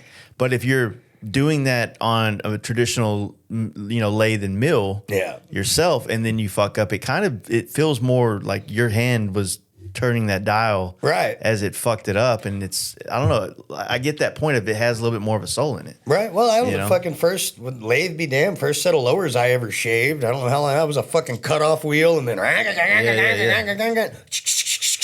Yep. But I was fucking proud of those damn lowers when they were done. And I guarantee if you put them on a true thing, they would have been, you know what? But look like they handle them. Yeah, exactly. But they look great on the bike. You know what I mean? And they were mine. And they almost had like a wood-looking texture to them or something weird, like they were cast or some shit, you know? And it was cool.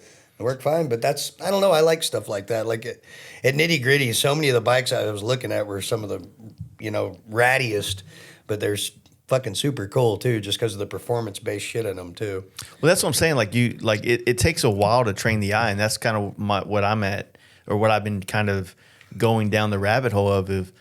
Like I grew up in the fat tire choppers, right? Yeah. So that was about perfection. You know what I mean? To some degree. You did have your guys that were like making cool shit that are still real popular today, but a lot of it was perfection. It was like some dude making identical sides of a tank, and doing that. And there was nothing left around. But now when I look at these choppers and stuff and I see how things are like taken and repurposed, or however you want to word that, it becomes a different approach to it. Like I don't look at that with eyes of a brand new billet chopper or a performance bagger that just rolled off of Harley's showroom floor. Right. I look at that with a different set of eyes because it's a different era. It's a different thing. It's a different type of feel to ride something like that and own that. Yeah. Like on my Chopper FXR, like I purposely didn't want a gauge on it because having bikes with gauges recently, I think about how much money this bike's worth. And every time I ride it and that number goes up, I feel like I'm losing value of this bike. Because that's the rest of the world that would buy it, that's how they see it. Right. As far as the material item, Yeah. It's so gaining in value as far as memories and experiences go for you. But as far as the market goes, people are going to look at it as, just lost another $1,000 off of this bike. Keep that shit off your bikes. Exactly. So it's like, for me mentally, like not having a gauge on there, I don't think about, like I want to ride it more. Yeah. It's I know that sounds like trivial and stupid, but it's like, it's the truth. Like in the last couple of years of having a bike payment, I still owe $20,000 on this motorcycle or 10 or whatever the case may be. I'm like, fuck, I got 40,000 miles on this bike. Like I couldn't even, like, I'm not in break even mode anymore at all, you know? Yeah. So it's like, it just, to me, it's like having, like, I wanted to get away from that mentality and feel like I have a bike. I don't give a shit about any of that. I want to just do whatever I can, live the life that I could on it. And there you go. You know, whatnot. But it is a set of eyes. It's like you see things differently. And I imagine like it's a badass FXR chop too. I love that bike. I think it's fucking cool. a lot of great people. You're gonna tour on a chopper and run. That's pretty fucking rad, man. That's chopper. You know, that's you know how people chopper, are, dude. I call it a fucking chopper. But no, the who would say it isn't? People that you know probably don't ride. You know, yeah, people that squat when they piss. Yeah. But no, like I said, it's like doing all that kind of shit. Like I want to go meet, you know, a lot of this trip this summer is going to meet more individuals like yourself and Zach that do cool shit. And then I get the opportunity to either come and share their story through the podcast or photograph them or, you know, just be in their presence and learn more shit. You know right what I mean? On. And, you know, like I said, that what I was saying earlier, this whole thing is I got to remind myself to shut the fuck up a lot because I'm used to talking.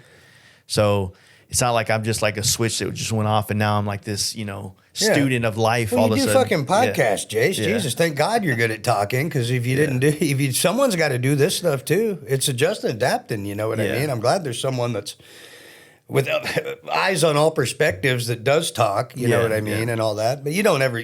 Since I've been around you, you know, you don't strike me as a one-sided conversation guy at all. You know, I've always felt like the best way to be is you can have an opinion about something, but always be willing to hear someone out to maybe alter or change your opinion. Right. You know what I mean? And there's been plenty of times on this podcast I've started it in a conversation and, you know, said, you know what, your idea of this is way better than mine. You know? Exactly. My shit's gone now. I think like you now. You know what I mean? Well, exactly. Well, it goes back to the shoelace analogy. Yeah. You know what I mean? I'm pretty sure that guy only has to put one fucking knot in his shoes. I've been doing 18. When you see that, just being humble enough to go, hey, just help me out with that. Yeah. I can't figure it out on my own, or just say that, or I don't know if I can or whatever. Yeah. But, you know, like it's a hard pill for us to swallow a lot of times, man, for sure. Yeah. I mean, like asking for help, dude, is in the motorcycle it's so world? important, man. In life, dude. Oh, Motorcycles, just in general, man. Just going, man, I need a hand is so hard for fucking certain people. Yeah. You know what I mean? It was for me, too. You know, we were talking about you're talking about your old man, you know, and your relationship with him. My dad was born in 1931. Whew. Yeah. Had me late in life. You know what I mean? So I didn't relate to the upbringing I was getting at home was older than some of the kids of my age, grandparents. Yeah. You know what I mean? He came up during the fucking Great Depression, all of that. Like, he was born during that shit. Yeah. 1931, he was in Korea and Vietnam, you know, forged his signature, you know, to get in the military service. We'd get the fuck out of Curvin, Texas. Basically, you know, so that's my dad's life up until here. Like, Dust Bowl cotton picker, dude. Straight up, you know, and then on to fucking where he ended up and then had me. Late, you know, kind of deal. So my parents were way older than most other people's parents. So all my friends, like, it's funny, throughout time, have always been older than me too. You know, kind of thing. I just haven't had that relation to it. But that old school kind of, you know, what other kids' dads were like, hey, my dad was not, you know, not letting you slide on shit, you know, and things like that. Now, granted, I didn't have you know, my childhood wasn't the best. It wasn't the worst. You know, we can all find things to blame or whatever. Yeah. But my initial software, like we talked about, was coming from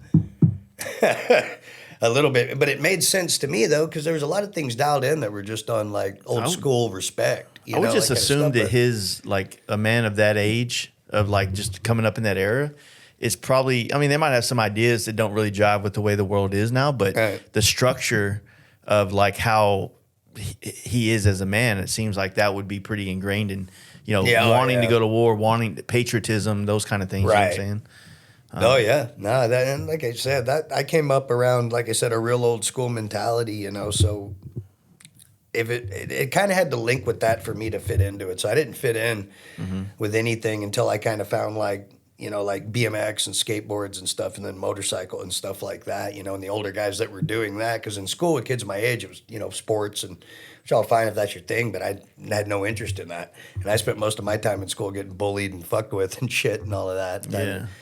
And I developed such a peachy demeanor later on, you know, but fucking. Good thing you didn't become a cop. No, I'll get mine. I don't got to. Yeah, but so that almost got weird. The funny thing about it too, especially like being in the motorcycle world, is I'm not saying that this is a generalization. There's definitely a lot of people that do it, but it seems like more the people that are heavily into this world of just whatever form of motorcycling, but their industry or just riding, they come from a lot of that non-team sports kind of worlds, right? Whether it's skateboarding or making music.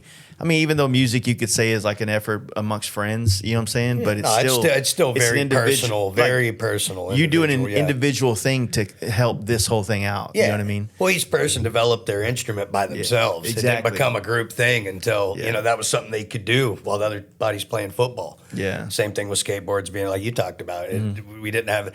I didn't feel like I belonged on a team with these people anyway. Even if I liked football or sport, it never really did anything for me, But even if I liked it, I still didn't fit in with the people. My mentality just wasn't there. So, but when you had this one thing that you can do that grabs your attention, you know what I mean? And fucking for some reason, it's just what you're supposed to do. That was definitely skateboards, BMX, and then that led me to punk rock music and all of that stuff. But it was a much older crowd that I was just following the footsteps of, See, I grew up playing basketball. Right on. I was pretty decent at it, but my issue was playing on the street. Basketball is much more individual than it is like playing for a school. Like when I was in school playing, I was known and had a reputation around the part of town that I grew up in for being really good on the street. No shit. But then you put me in the gym and I just didn't do well with like when you play basketball on the street, 4-on-4, 3-on-3, 5-on-5, whatever it is.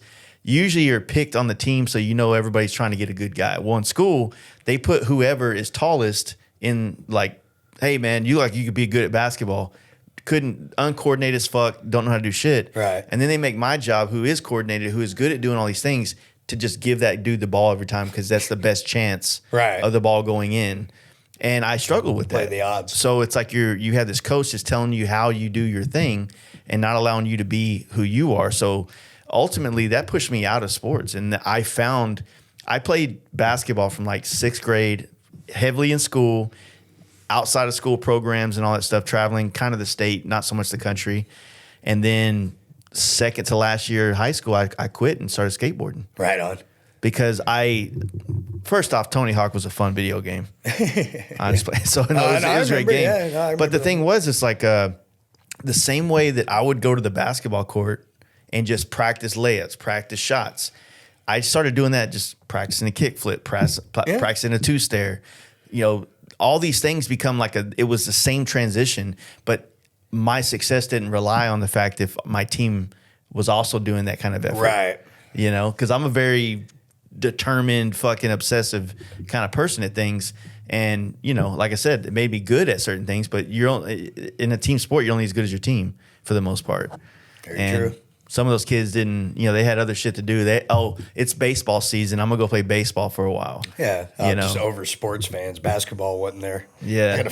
My dad, I don't know, I guess he decided it'd be good for my character at some point, but he enrolled me in YMCA basketball on the east side of Fort Worth. My pint-sized white ass, dude. Yeah. Yeah. And he made me go. I went through a season of that, dude. And holy shit, only white kid on the team, 100%, sucked ass.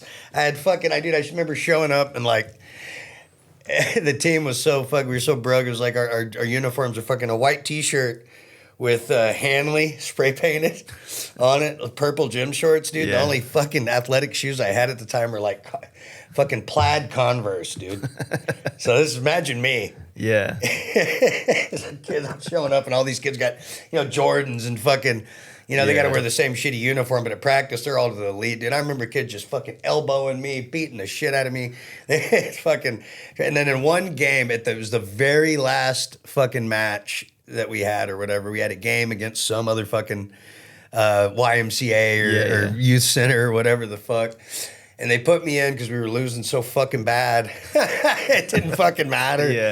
And they put me in, and like, so these guys, this team was just dominating us and shit, but their fucking point guard or whatever the hell was a bad motherfucker apparently, and it's no one ever fucked with me. Or for some reason they gave me the fucking ball right at this time, and that dude comes in or whatever, and I just like this, and fucking dude. Nothing but net. The only basket I made the whole season, and I'm pretty sure they crucified that guy because my dorky ass was the one that made a shot on him or whatever. Wow. Like that dude, fucking like he got clowned so bad. I remember because I got one, but that was the only basket I made all fucking season. Wow, at all, man. And it was I knew the whole like I did it because I don't even know why to this day I don't know why my dad thought that was a good idea. And that was the one time he did something like that. You know, that's stressful, man. Yeah. Other than that, he'd take me to the trails, BMX and drop me off at the skate park and stuff here and there. He was supportive of that stuff, which was good. Yeah, he used to go to freestyle all the time back there in Kennedale. Yeah, that was our dude. spot. I helped build that park. For real? I was there when that park was built. Nice. Yep. That was my. I got to skate for free there, skate and ride for free there for like the first year and a half or something because of the help, which all I really did was move screw boxes around and pretend. But for me, that was so like when I started skating, that was kind of I already had a car, right? So I became the guy that now started hanging out with everyone fucking to the spots. But I mean, all the kids that were skating in Duncanville where I grew up, all the kids that were skating were like a couple years younger than me. And so I'm a sophomore in high school, and I'm going to pick up fucking 8th graders and 9th graders to go skate with because, I'm like, hey, I want to see how you do the 360 flip and shit like that, But, yeah, man, freestyle was kind of like a vibe, man. It was like a cool place. It's almost like they used to do lock-ins. Remember lock-ins and stuff? Oh, yeah. I remember doing those at skating rings back in the day. That was always fun because you try to like finger a girl or something like that. Like, check it out. Those Kennedale, I remember when that came around, it was a big deal because it used to be just Jeff Phillips, or it became Rapid Revolutions, but Jeff Phillips' part, that was the only indoor one. Yeah. We had to go to Dallas to get, so when Kennedale happened, there was a big like, oh, fuck yeah. Yeah. There was a spot, and I spent a lot of time at that park for sure. Yeah. And now there's concrete every 20 miles, which is, if that shit, man, was around when I was a kid, how much shit I probably wouldn't have got into. Yeah. You know what I mean? Like fucking, there's a skate park seems like 20, 30 miles now, man. Some kind of thing where kids can roll around somewhere without being hassled by cops or anything, people. That's pretty cool. Yeah, I mean, I think Midlothian, where Matt lives, they got a little concrete park. Right on. But it's like, it lacks like a full mini ramp. Like they have like a quarter, that you can go up and then come down and go do a trick off of like a hip or something like that. But yeah, there's like a quarter on either end, but there's a lot of stuff. but it's not like you can't. It's not like a little mini ramp. It's not like a little, you can go have a session. Yeah. It's nothing like that. And I struggle to find places like that. They seem to, like, hey, let's put one basketball goal up, but not the other end. So they all have to pay half court all the time. You know what I mean? So it's hard to do a mini ramp with only one side. You can't like work into tricks back and forth, I try to go whenever I skate now. My favorite thing is bowls. I love backyard pools, like real pools. Yeah, that's what I did a lot of. But now, like I try to go to a place that has a good bowl, and I just carve around, go fast, grab a grind here and there. Yeah, and that's about it. And it never fails. There'll be some 9-year-old girl that's just like fucking destroying, dude. No, I mean like killing it, man. Yeah, you know what I mean? It's like holy shit, man. The game has changed so much. The age range, people are progressing. I went out to that Grand Prairie Park, Lone Star Park or whatever, because they got a small little mini egg bowl in there, man. There was some girl that couldn't have been fucking much older than 10. Yeah. Like, holy shit, man. Like, fucking, like, all over that park, man. Like, not everything, super consistent, dialed, like, it was like watching a video game, watching this, and the age range of it was like, holy shit. Yeah. Like, the progression is insane now. I feel like we were at Nitty Gritty when I heard this. It could have been somewhere else, but someone was talking about how some kid, just knocked like recently or in recent past, like did like a 14. We heard, Nitty Gritty. Someone was talking about that. Like Tony Hawk his whole fucking life. Nah, just 900 is the best I could do. And some 5-10-year-old kid is like, just add a couple more, dude. You're good. Yeah. You almost had it. Yeah. It's like, fuck you, dude. I'm going to kill you. Who's this old guy? Yeah. Taking up all the room. That's why it's good to stay away, like I said, stay away from your head and your ego and realize when I'm skating, I'm just having fun now. Yeah. You know what I mean? Because I'll look at that and I'll look at that 9-year-old and be like, fuck my life, fuck skateboarding and fucking all this shit. It's all like, dude, I'm witnessing something awesome, but my head is making it into something shitty. Yeah. I think one of the hardest parts of me growing up, because I'd always, I incentivize myself, or when I obsess over like being good at something, it's like, man, maybe you can make it. Maybe you can be in the NBA. Maybe you can be a pro skater. Maybe you can be a badass customer. Like it's all I need to tell myself that for me to chase the carrot, if you will. I got you. And the thing that sucks is like I remember the first time I remember how it felt when I finally allowed myself to realize I wasn't going to be in the NBA.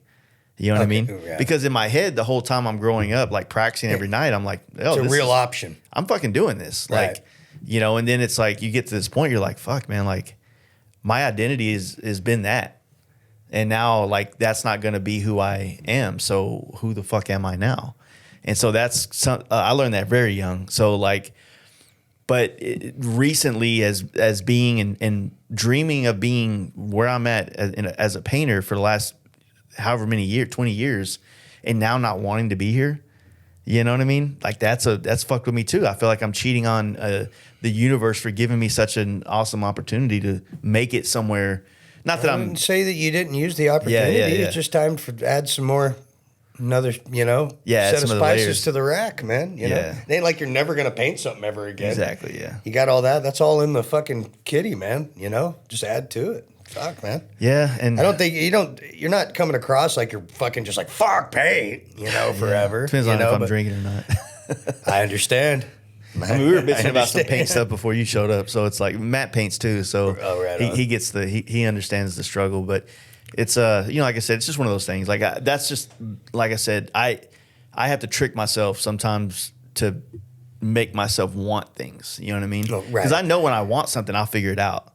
Yeah. Like if I truly want something, I'll fucking I'll work like I've never knew how to work before. I'll fucking grind so hard and hustle. But if you actually want it, if you actually fucking, I feel so it's just like but it's a switch that I don't have control over. I'm finding out ways to manipulate it. But I don't have control over that switch. Well, if it's not real, you don't really go for it. Well, if you're trying to make yourself want something that you don't naturally do, then I'm like, what's the motive for that? Exactly. You know what I mean? Well, I'm not even really into that, but I feel like I should be. Yeah. What the fuck? Where's that coming from? Well, so do you get this like with like working? I mean, because it's labor intensive what you do. I mean, do you look at like a set of knuckles thinking like, well, it's a raw piece of brass right now. And there's a process, and you know how long each one of these processes are. Is it sometimes like standing at the edge of the garage with your coffee, just staring at it, going, "Am I ready to start?" Oh, a lot of times, yeah. Because once I start, I know. I mean, the process, but like, well, as well as I do, half the fucking battle is just starting. Yeah, too. Yeah. You know what I mean? I can sit there in my head thinking about a project for a month, and when I actually start doing it. Quick, get into it and get done in a fucking few days to a week, but it's something that in my head I've worked up to be like, it's going to be months and months. And and I've stared at it for a month, or I've jotted it down or this or that, and then you go and start and, it's designing and then application are two different things. You know what I mean? The actual making of it and then all of that. But we all, the thought process is something that hinders progress sometimes because we can just stay in our own head forever and then never act because it's never... it's never fucking how we see it until it's there. And then it's usually better, than how our heads were if we just start. Yeah, I've always felt like it, and a good friend of mine told me that the emotional roller coaster of creating, right? Sure. So you have like, the high of like the project you just finished, the accolades that, man, this is badass. You're an artist. You're cool as fuck, and you're proud of what you did, and that's fucking, you're on cloud 9. Yeah. And then, as that wears off and the next one starts, it's like doubt comes into play. Am I, a little imposter syndrome or something like that might come into play. And you're like, damn, did you know that you've done it. You know what I mean? I know that I can do this, but each project's different. There's a different set of expectations, not just from you, maybe the customer, the client that's involved, or or the challenge that you're trying to achieve on your own end, you know? Well, there's progress on the whole, everything that I do too, every piece, next thing I make, I want everything to be a little bit better than the next one. You know what I mean on that too? So I always question if I hit that mark or not. Then again, there's only so much you know. Is it just solid? You know what I mean? Like, all right, this time I do got to take a piss. All right, yeah, you're good. That roller coaster, that up and down, it creates a lot of anxiety. Like for me, it was the main part where I would do was when I airbrush. Yeah, because the older I got in my career, the less and less people asked for it, and so the less and less I did it. Okay. So it was almost like getting back into the swing of it. It becomes less familiar. You know what I mean? Right. So, like, yeah, I can pick up an airbrush and I can probably achieve something that's pleasing to somebody, but I'm not gonna get fucking Samuel Jackson over here nailed like that. And that's my baseline. So everything's got to be that good. Otherwise, I hate it. You know what I mean? Yeah, and that's a pretty stout baseline. Man. Yeah. And so when you don't do it that much, it's like it gets to a point where like, all right, I got to do this thing. And now it's like, it's not Samuel Jackson or a skull. Skull's awesome because there's no, like, you can be off and it doesn't affect people's like. It's a fucking skull. Yeah. Yeah. But if it's your grandmother, oh man, like there's something, I mean, is her nose a little, like it's her ear, like the slightest thing off of like something that people recognize is when portraiture and realism, man, that's got to be nerve wracking, man. Yeah. Like, and I mean, like, and a lot of it is why I got into photography. I mean, I've always loved photography, but like finally saying, fuck it, I want to do it is when you start, when it happened to me when my grandfather passed away, but a lot of people would bring, or they try to find an image of their dad, of their mom or their grandfather, and they just never took a lot of photos, but they got 100,000 fucking selfies in their phone, right? But no photos of the people in their life. Right. And then when they try to come and get a mural done on it, the best thing they have is a picture from 95 Polaroid. that I can't take that head that big and blow it up and see the detail to understand. It's like trying to paint the original Mario when it's just squares. Yeah, it's pixels. So, it's like, it just made you, I don't know, it made me like, and then I realized when my grandfather passed away in 2019 that like, I had a picture, the only picture I had of him recently was, he used to do all the body work for me because he was a body man. So I'd get a bike and I'd take it over there and to his house. He didn't live far from here, and we'd sit in the shed and he'd sand and body work and I'd sand, and I had a picture just sitting across from me sanding. And no pictures of us together, none of that.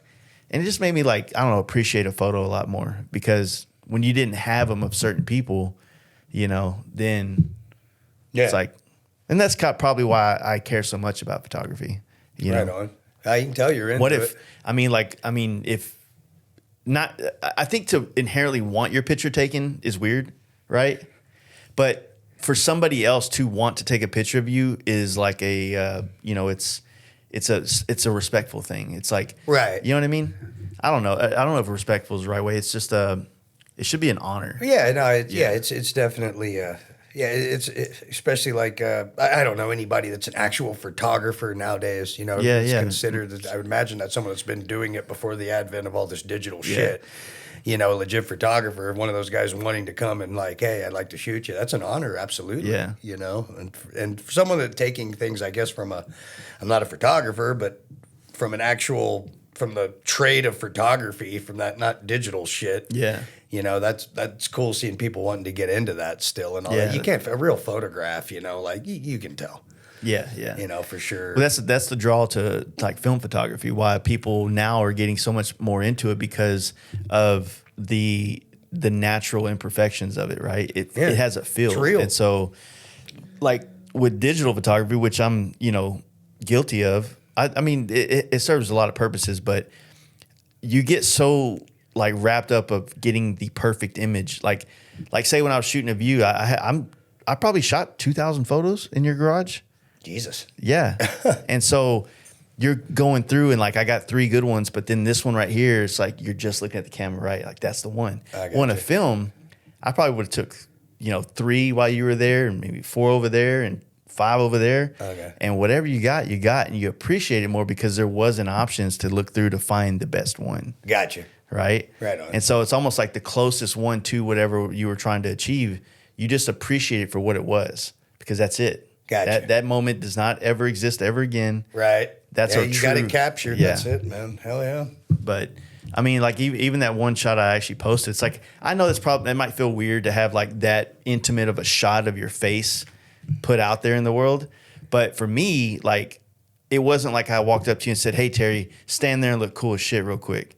Like yeah, no, exactly. it's like I caught your actual Yeah, I don't emotional, even. Yeah, from our times, that was all organic. I didn't even know you were shooting. That was so Yeah. organic. The conversation. I mean, I saw you had the camera. Yeah. But when that photo popped up, I was like, I had no idea. Yeah, and I got a bunch of cool that ones. or all that. I got let alone the 2000. I got the nice little the The big, sap holder. Yeah, Yeah. yeah, dude. I'll send you those. Oh, good. Yeah, I might release those. Show that prototype Yeah. out to the world in the right environment. We'll see. But We're always making neat shit over. that's part of like this journey this summer is like photographing people and trying to capture that true nature of who they are. Like when I went to Zach's, like I got some good shots of Zach, but when we were hanging out in Zach's like shop that they have there, it was more like, hey, I'm gonna stand there and then I'll take your picture kind of thing. So it's gonna solve the problem of like I need a good photo of you for the cover of the podcast, right?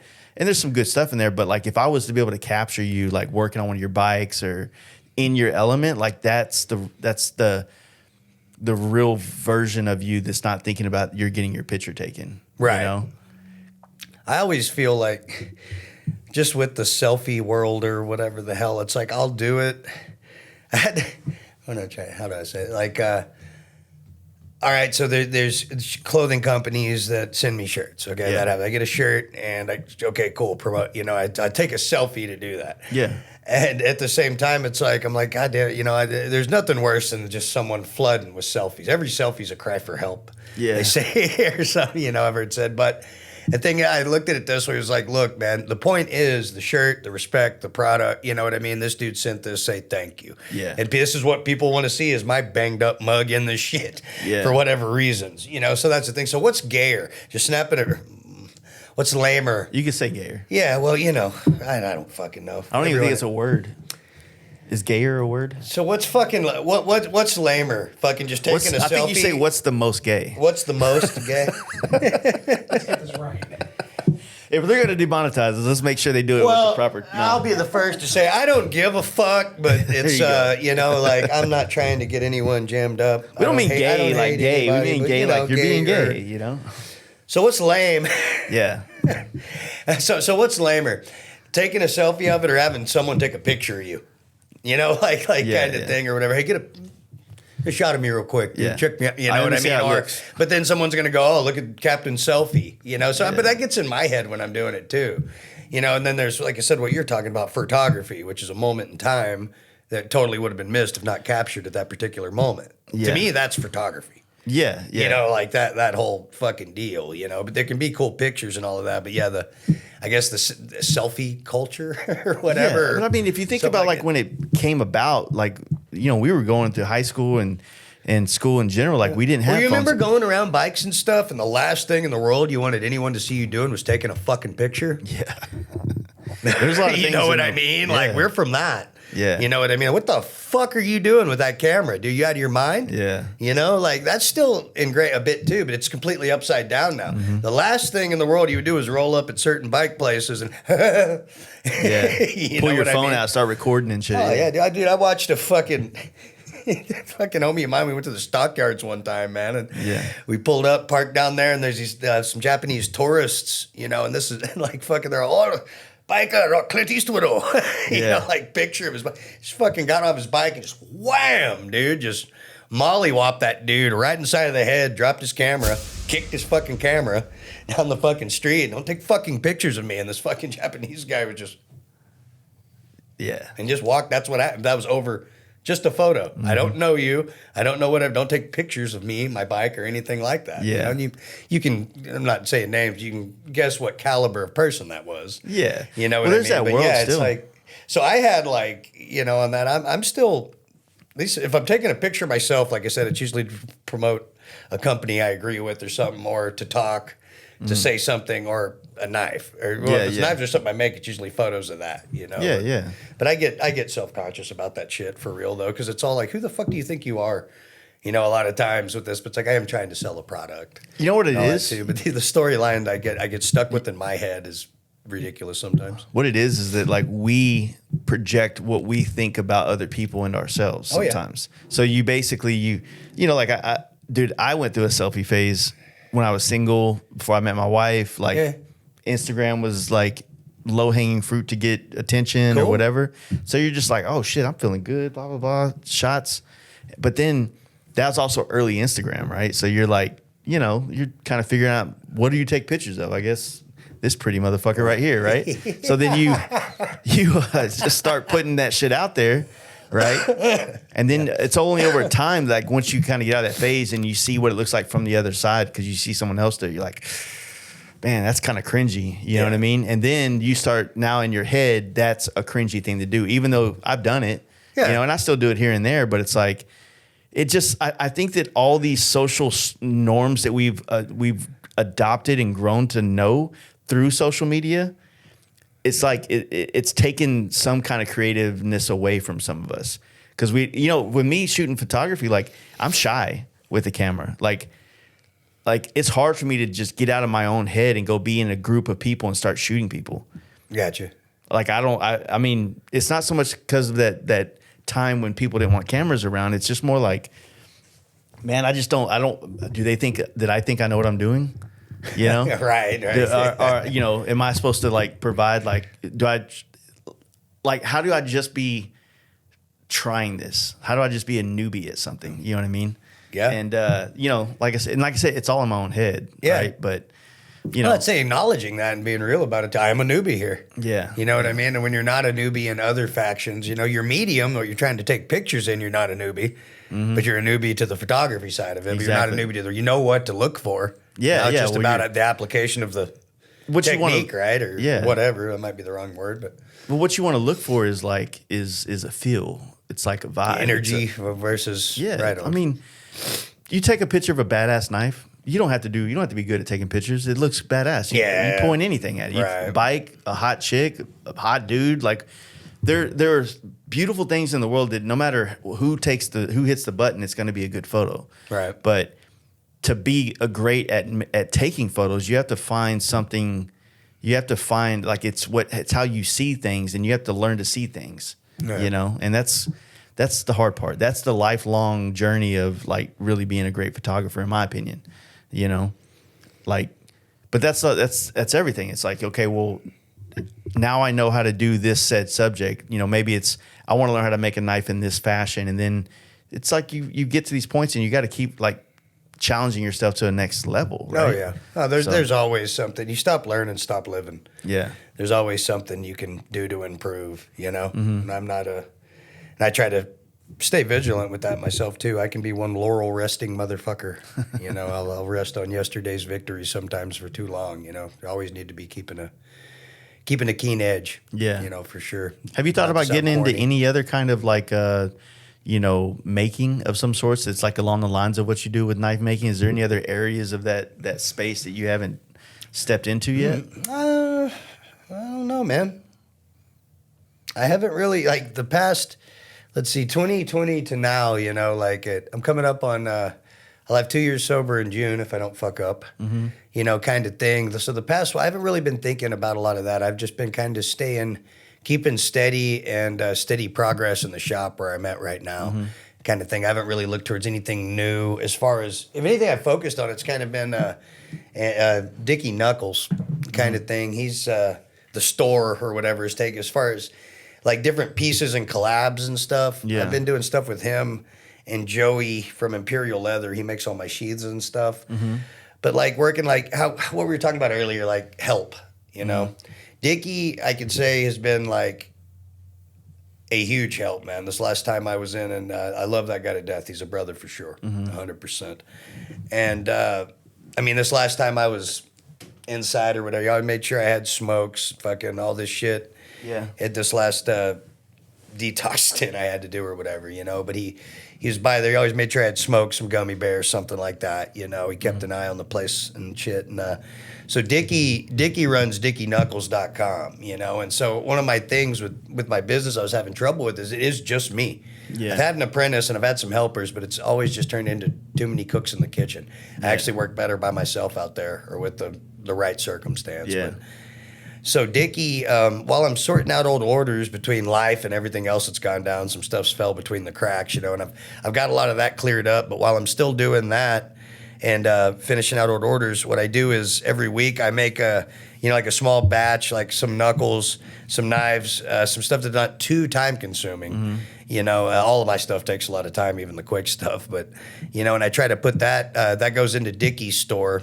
And he sells that, you know what I mean, and he ships it and everything. And DickieKnuckles.com is basically like, you know, you don't got to wait on, there's getting a message to me and all that kind of shit, you know. Like, if you want something I make, you can go to DickieKnuckles.com, and if it's available, but it sells out quick. Yeah. But there's something there where people can go and get stuff while I'm there. So when I'm more caught up, it will be like more collabs in there, you know, with Dickie and Joey and some other makers that will sell through that store kind of thing. And because I built the brand, and I don't mean that with ego, or I don't mean that to sound cocky, but I've established myself to a point, you know. So now I want to make good on anything that's straggling, you know, orders to fill that I need to, that any I've lost track of. I've caught up with most of them, but I want to make good on that. And then now it's kind of just to where I built the platform to where I can make my style of stuff that I like and sell it, you know. And that's kind of where me and Dickie have been moving, you know, towards that is boom, it's in the store right here. And then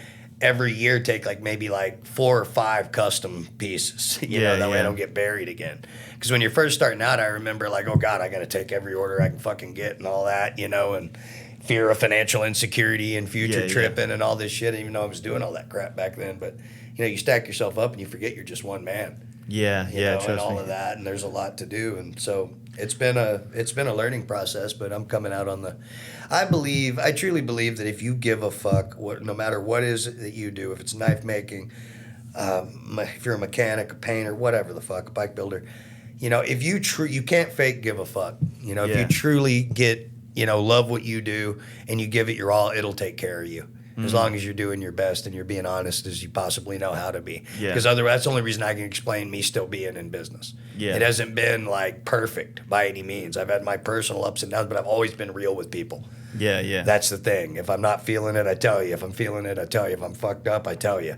You know, if this is going on, you know, hey, it'll be this long, possibly. You know what I mean? So I've been crystal clear through it, and I've been as transparent as I know how to be through it. And I know every time I make something, it will not leave my shop until it's the best that my hands can make it. Yeah. You know, and I've been doing this, like I said, in the grand scheme, it's not that long compared to other knife makers, but, you know, around 13 years or more. And I've yet to have a knife come back to me for a manufacturer defect. And everything I make is guaranteed for life against manufacturer defect. I've not had one blade come back to me to this day. Nice. And that's the way I want to keep it. Yeah, you know, you kind of touched on something there that I think is important. And like the pool of customers, right? The people that want a handmade knife, the people that want a custom paint job, the people that want a custom chopper. I feel like I try to hold myself for the people that are like the painters, and like if they fuck people over, like they're fucking me over too. They're fucking all of us over. Like if people don't take their craft seriously, right? You know, like they're just out here just trying to, you know, exploit it and whatever, and like they push potential. They're blocking the stream for the people that give a fuck. Yeah, you know, kind of thing. Like, you're just in the way, really, just because. But that person that might have been that guy's first experience having a custom paint job done or a custom knife made. And if you ruin that experience, that dude may never ever want anything else in this world. So that guy leaves this stream altogether, right? And so it thins out the available people in this space. That's what happens in like. And maybe some people need to leave the stream too. Yeah, but that you know it's like point. But that's just around thinking, you know. But yeah, don't be that. You can fuck others without realizing you're doing it. For sure, yes. I mean, we had a custom painter that was like just doing, regardless of like their side of the story versus the other. They were just constantly having like Instagram pages made about them by not fulfilling what they were telling people they were doing. Oh, right? okay. And it was always woe was me and my life and this and all these problems. But it's like, man, you are, and I know the person and I wish them well, but it's like you are doing more damage to the rest of our opportunities than you think you are. Right. Because when you piss all these people off, now they come to me thinking I'm going to fuck them over if they want to spend more money. Well, yeah. Or they don't come at all, and then now that's gone. That's money out of. Well, it's up the to opportunity. if they choose to go to another painter. Now it's on you not only to pull off the paint job, but it's on you to deal with the bad taste in their mouth. Yeah. And they're approaching you with the bad taste. It's like dating the girl that just got yeah. cheated on by another dude. And it's like the whole time you're Right. being accused of doing the thing you never fucking did. Yeah. So it's like, it's like it does more damage than good. And I think getting people to hold like. Well, you said you spot something that's like, a lot of the things that we don't like in other people is usually stuff that we don't like about ourselves that we've had to work on. Yeah. That's why it makes us mad because, like, it reminds us about that, but I've had to work on it, and you're not, and you're just doing your thing. And that even gets into, like, a jealousy spot, Yeah, I yeah. told you about. How'd you pull that off? Yeah. We're yeah, exactly. The emotions. Like, it was like, I realized a lot of my anger, like we were talking about at certain people, like, you and I come from a little bit of an earn it generation as far as where you come around, hang around. I know who you were brought up around, and all of that. And so it's like, man, God damn the motherfucking bullshit I would have had to pick up to go get homeboy Shovelhead if I wanted that bike. You know what I mean? Yeah. Like to buy and all this kind of shit. And I would have got fucking my lip busted if I did that, my eye dotted if I did this, or fucking, and all of this. And now, but that's not there for them. And that's me being jealous because I had to go through, and I'm grateful for, stuff like that from the actual culture that you want to call it or whatever the hell, but biker shit, and fucking like, and I'm grateful to have experienced that. Yeah. It gave me some grit where I needed it for sure, and I was looking for it. But that's the thing, when I'm mad at some kid that just like goes out one day and he's got the money regardless of however, and he comes fucking rolling back on a fucking knucklehead or whatever. Only if I'm hating on that dude. And granted, everyone knows what I'm talking about. Like, yeah, fuck that guy, but at the same time, no, you know what I mean? Because he was in the pocket. And I'm just hating because if I ever wanted to get that motorcycle, I'd have to go hit a lick or fucking do something this, that, or fucking this bullshit. You know what I mean? Or deal even to get around that bike. But that was the way into that world that I chose to go. And I don't regret it one bit either. But I'll still sit here and hate on kids for having righteous bikes. Yeah. You know what I mean? Like some or dude or even men, they're not even kids. You know what I mean? These are grown people. Yeah. Just have the most righteous fucking bike. And I just think about what it would have took me to get that done at one point in time. And it's like, so it's honestly jealousy. Is where it's stemming from. No, 100%, it's not them. It's not here nor there. It's hard pill to swallow when you realize it. That's what it is. But when I've gone into my character defect inventory, when I've gotten real about that, checking my character defects, holy shit. Yeah. I'm riddled with them. Dude, perfect analogy is like, when I go sit down or hang out with a friend that has a very nice house and, things in his life are much more figured out.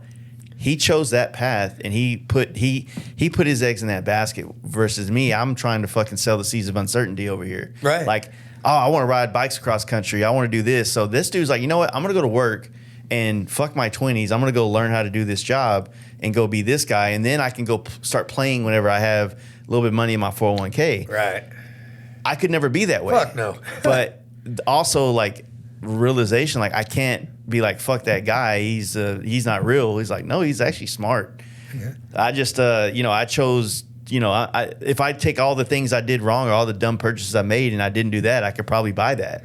Yeah, but you're the kind of guy that learns from it too, though. So invaluable wisdom through stuff learned the hard way, if you live through it. Yeah, is the catch. But I believe that way the lessons are learned and they're ingrained too. Yeah, you know what I mean, 100%. But yeah, 20s, like you talk about, like dudes that were like responsible. My whole fucking point of my 20s was to not see my 30s. Yeah, you know what I mean? I didn't think I'd see 30. I didn't think I'd see Jesus. And here I am living, and now I got to figure it out. Yeah, it's like, fuck, all these people that fucking, I figured either I would do something that took me out or someone else would. And I can't do nothing right, neither can they. So here I am. Yeah. Here I sit, 6 foot above ground, sucking air with you on a podcast today. Exactly. I'm grateful for it. Yeah. But that's that's the funny thing for sure about it is. Well, I think there's something to everybody's, perspectives and the complaints. Like when you say I think we talked about this on Zach's podcast, which people are listening to this, then Zach's his is out already. I need to check that out tonight. I need to put it out still. So it's on the way. it will come out. But what happens is like a scene gets cool, and then it attracts people to come to it, not knowing how many people kind of did the work to kind of create the space to exist. Right. Whether it's the vintage choppers or performance baggers or punk rock, music or street skating or whatever thing you're into, some people at some point in time said, it'd be cool if we did it like this. Yeah. And then it stuck, and then it got bigger and bigger and bigger. And the bigger it got, the less clear to where it started and who it was. And the further we go down in like the way we're becoming as people. Well, bigger means exclusive accessibility.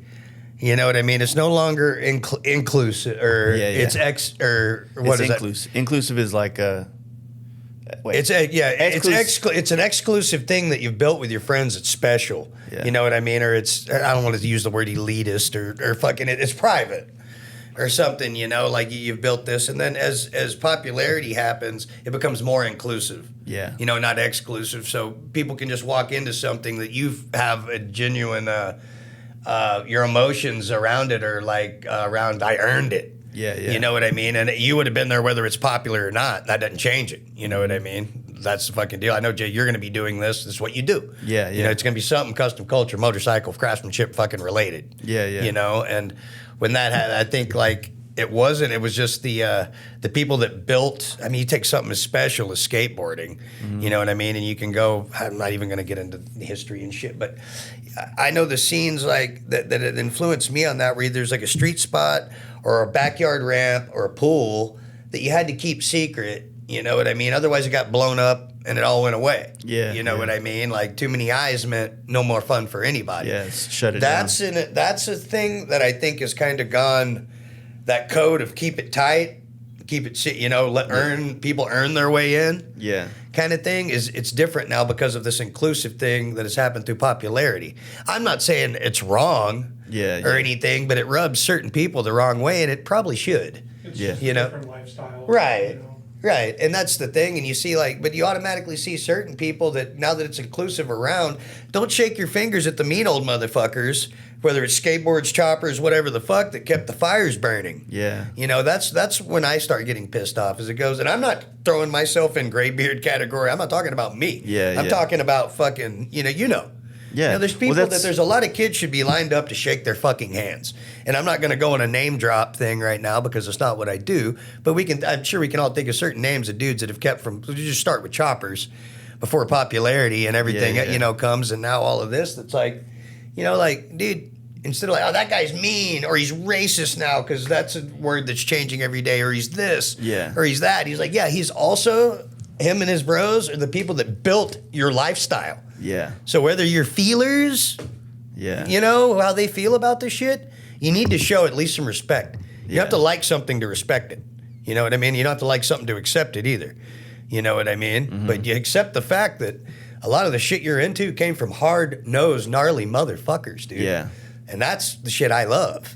It comes from that. But now it's inclusive, which I'm not saying that's bad or whatever, but there's going to be, when you get to the root, shit's going to get gritty, grimy, and dangerous, and it fucking should, in my opinion.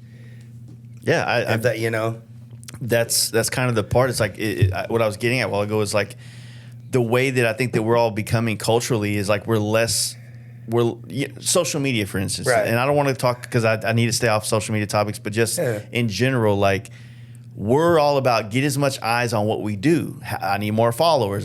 So it's like a counterintuitive thing to culture, like as far as like a niche culture or whatever the case may be. It's it feels cool to find that band before the rest of the world. It feels cool to know about this brand that's selling T-shirts or flannels out of their trunk of their car at this bike event. Right. It feels cool to do all that stuff, but then it's like I'm proud of these people that's gone mainstream. Yeah, you want to see people succeed. But it's also weird. It's like I feel less connected to it because of now this dude over here he's not into this, but he's got all the kit on now. Yeah. You know, and like I said, it's a judgy mentality that I don't like to have, but I think it's just the tribal in me. Like it's just in human DNA. Like I do want everybody to find their own way, and I don't want to give a fuck. But for that same time, it's like I really enjoyed this life that I got to live here. Yeah. And now I've come to learn that nothing lasts forever. So I enjoy what it is for what it is, and then eventually it's going to get blown out, and that's the circle of life. But I could still be mad a little bit about it. You know what I mean? Right. And I wish that people would take more initiative to want to know the history, whether it's through old blogs that are still on the internet for people to check out, or trying to get their hands on older dice and show class, or Easy Rider, or In the Wind, or fucking The Horse. All these things that kind of really captured what culture was before the media came around in the early 2000s. Not that dice and show class were before that, but you know, they still show class an underground society. Right. Yeah. No. Totally. Yeah. Man, So that was one of the things about that magazine when it came out. You know, that when I first saw that, you know, I was like, well, fuck, man, this is raw. Yeah. You know, and pretty fucking real and cool. Yeah. You know, that's what I really dug about that magazine. Shame it went under. I'm not sure about how all that. You know, I'm not gonna. Yeah. Yeah. I mean, the dice is still around. I saw. Yeah, And then, dice wasn't there like a basket case or something? There was another one going. I mean, and there's still a lot. Gorgeous George did. What's that? Oh fuck! I'm having. Oh god damn it! I forget. He does a zine. Sorry, George, if you're listening. Yeah, there was basket case. Was one that was. they had the around ton. Shoppers. They got Smut Butt. Smut Butt. Yeah, Smut they just Butt, stopped dude. That one. Yeah, that's cool. Yeah. Yeah, I got a few of those, man, and those are pretty Yeah. rad. But Show Class had like, yeah, the full color thing, TNA, certain fucking aesthetics. Yeah, yeah. You know, on choppers that are real and aggressive and offensive, and you know, it just like it was a fuck you kind of thing, and Yeah. it captured that really well when I was looking at it. There wasn't anything like it at the time. Mm-hmm. It didn't seem like, you know, but. As you said, everything goes. Nothing gold can stay, pony boy. Exactly. Well, that includes us. You know, that's one of the things I try to always bring back to is whatever. If you're chasing something, whatever it is in life, this shit is finite, dude. Mm-hmm. One day it's over. You know, so if material things are your bag, you know, and all of that, still, you're not taking them with you. Mm-hmm. You know, being content is the thing here, and realizing that I think all of us kind of have everything we need or want at any given moment if we acknowledge it. Yeah. If that makes sense. But the obsession of material things, whether it be, man, the more I've learned that I just let go of things and do the next right thing, it all works out, man. When I get it in my head that I'm gonna fucking strong cock this into submission or that, or fucking, you know, take my fucking will in my hand and I'm gonna fucking bend the world to my will, you know, my life gets wrecked every fucking time, man. You know, the thing, this is just a hot take from my opinion, but I feel like what you know, like you've crossed this threshold of not what you own, but what you're actually going to leave behind as a legacy, as like a memory. Like, do you want to be like, who really gives a fuck? You know, you're dead, it's gone, whatever. But you know, what I think about is like, okay, well, when I pass, like, my kids, like how does it for my family, not Instagram, not all that shit, but like my family, the people that knew me, the friends, the things like this, and how does like, you know, how does my name or my existence affect them in some kind of way? You know what I mean? It could be like I left property, it could be I left a legacy, I left fucking a couple knuckleheads I scored over the years. You know what I mean? It's just like, you get to that point where it's not about how much you own and all that, but it's like what you're leaving behind. And the thing about these bigger brands, these bigger known people, these, you know, like whatever the world's of, whatever spaces they are, the only way, the people that they affect are the people that carry their legacy. Right. So it's like the people that, you know, like if a motor, like when Arlen Ness passed away, he affected so many of us in the custom motorcycle with Tom Fugel. Oh, yeah. Prime example. That you carry that legacy in conversation, right? It's constantly like you bring it up, you talk about it because of that effect it had on you. Right. As opposed to said dude passed away a couple years ago that doesn't get talked about in this industry as much, but also he never got to that point where he was truly giving back to this world.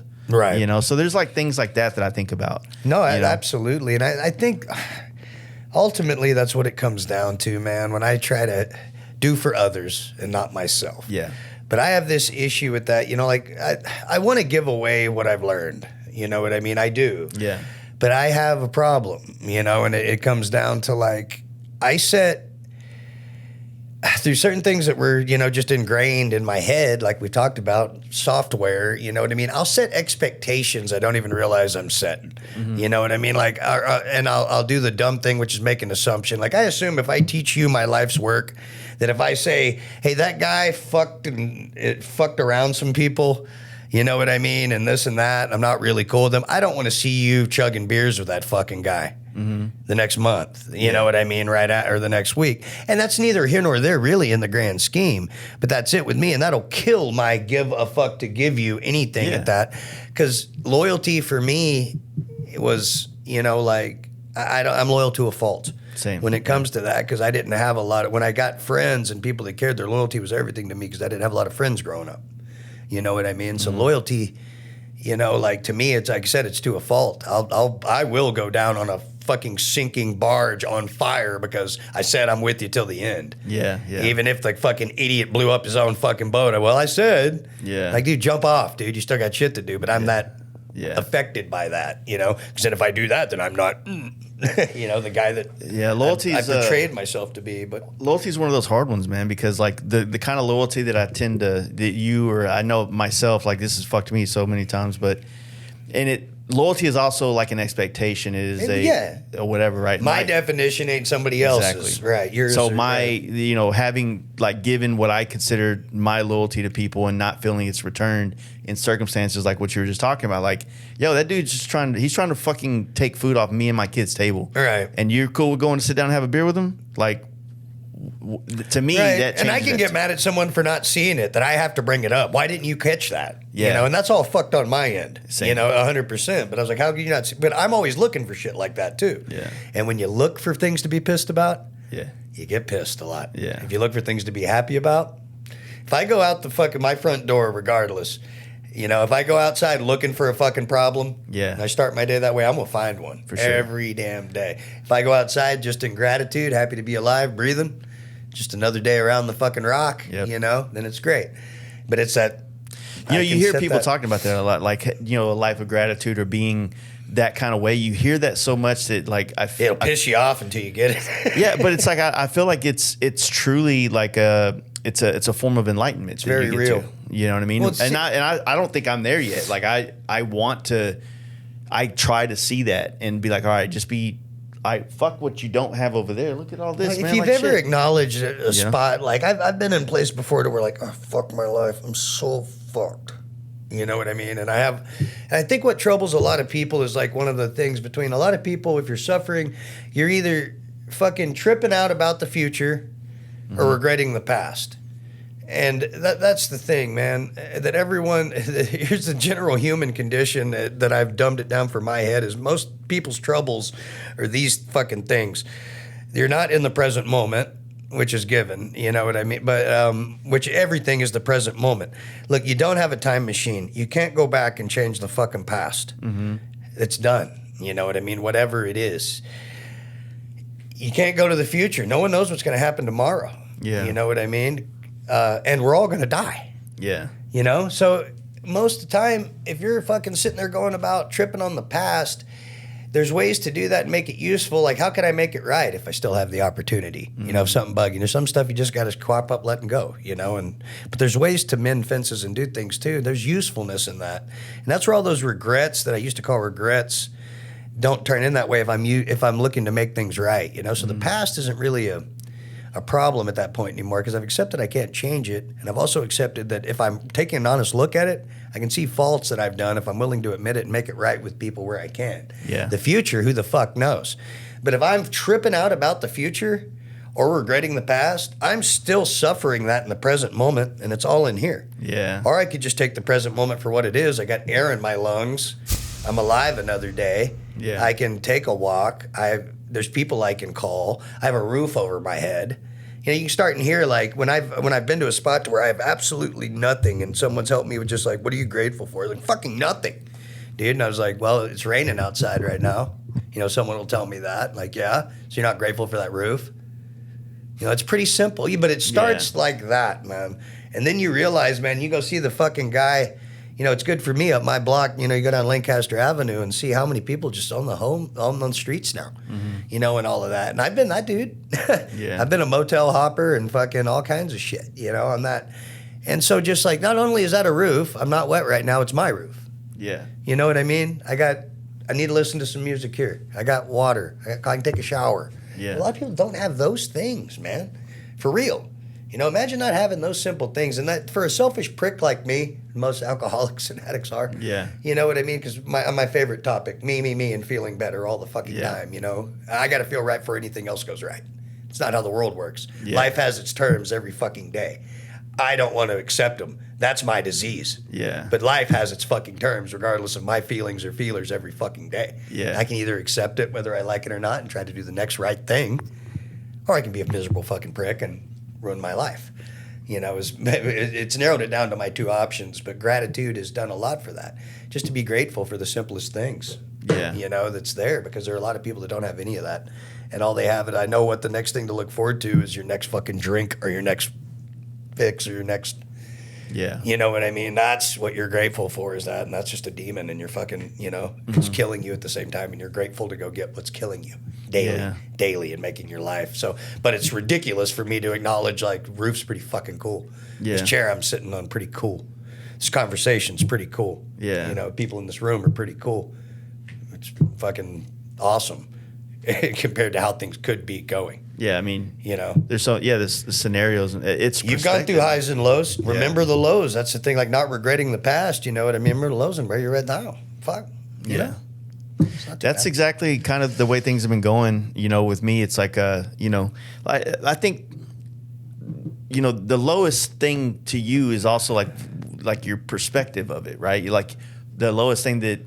That's like Rogan says it all the time. The worst thing that's ever happened to you is the worst thing that's ever happened to you. Right. Right. It doesn't, because you have no idea what the worst thing is ever happened. So far. Yeah, exactly. That's the worst thing. So that's your baseline, right? And you know, I guess sometimes, like in life, you know, like when you're 20 and you know responsibilities exist, but they're not on the dire end of things as they are now for some of us, right? Like I have 2 kids. You know, one's older, one's getting there.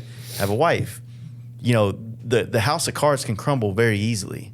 You know what I mean? Yeah. As opposed to like when I was 20 and my credit was shit and, you know, fucking like, bam, like if I lost my job and everything went to shit tomorrow, man, honestly, I feel like I'm still in 3-foot deep water. Like, it's not like I'm drowning. You know what I mean? So well, you're only looking after you at that point too. You know, I mean, now you got like, that's also family responsibilities, business. So it's like you just said. Dude. It's like you just said. You're kind of like living in what has happened, and which is your experience, what might happen, and so you're taking your past experience and you're applying to what might happen in the future, and you start playing out these scenarios in your head and whatnot. And I think that, like, for me last year and going through this year, it's a lot of, you know, accepting, not that I've had a bad life, but just accepting, you know, managing my expectations of other people, managing my expectations and trying to be the best person to the people that I honestly feel like are giving a fuck about me. Right. You know, like the people, not just in general, like on Instagram, but like my wife, my mom, my kids, like being more present in that, you know what I mean? And, you know, it's stuff that matters, man. Yeah. Wanting to be here long enough to spend that time with them, you know, like part of wanting to get out of pain is a health thing too. Like I don't have health issues yet, but you know, I've been fucking huffing paint for 20 something years. If I'm lucky, my grandfather got to 74. Yeah. You know, so things have progressed since then too. You'll be all right. With my level of income and the way science is going. Jason, I'm doing all right today, and the shit I put in my body, you're fine. You're all right. I'm actually 17 years old, man. Yeah, you know, fucking don't do drugs. Oh, look at fucking Ozzy. Yeah, Ozzy. Yeah. Well, it's like you said. It's like no, the ones that tried to kill himself, they can't. Like, you know, Keith Richards, Ozzy, fucking. Well, no, I've said it's one of the things I've said. And people heard me say is like, you want to live forever, try to die. Yeah. I can. Some people that knew me at one point in my life will go, "Yup." I was like, "Fucking, I do not give a flying fuck, live, die, or whatever." Yeah. And here I am, and by the grace of something bigger than me, Yeah. is the only thing I attribute it to. For sure. There's just so many. I mean, there's really is a lot to look forward to. It's a crazy world right now, but it's not.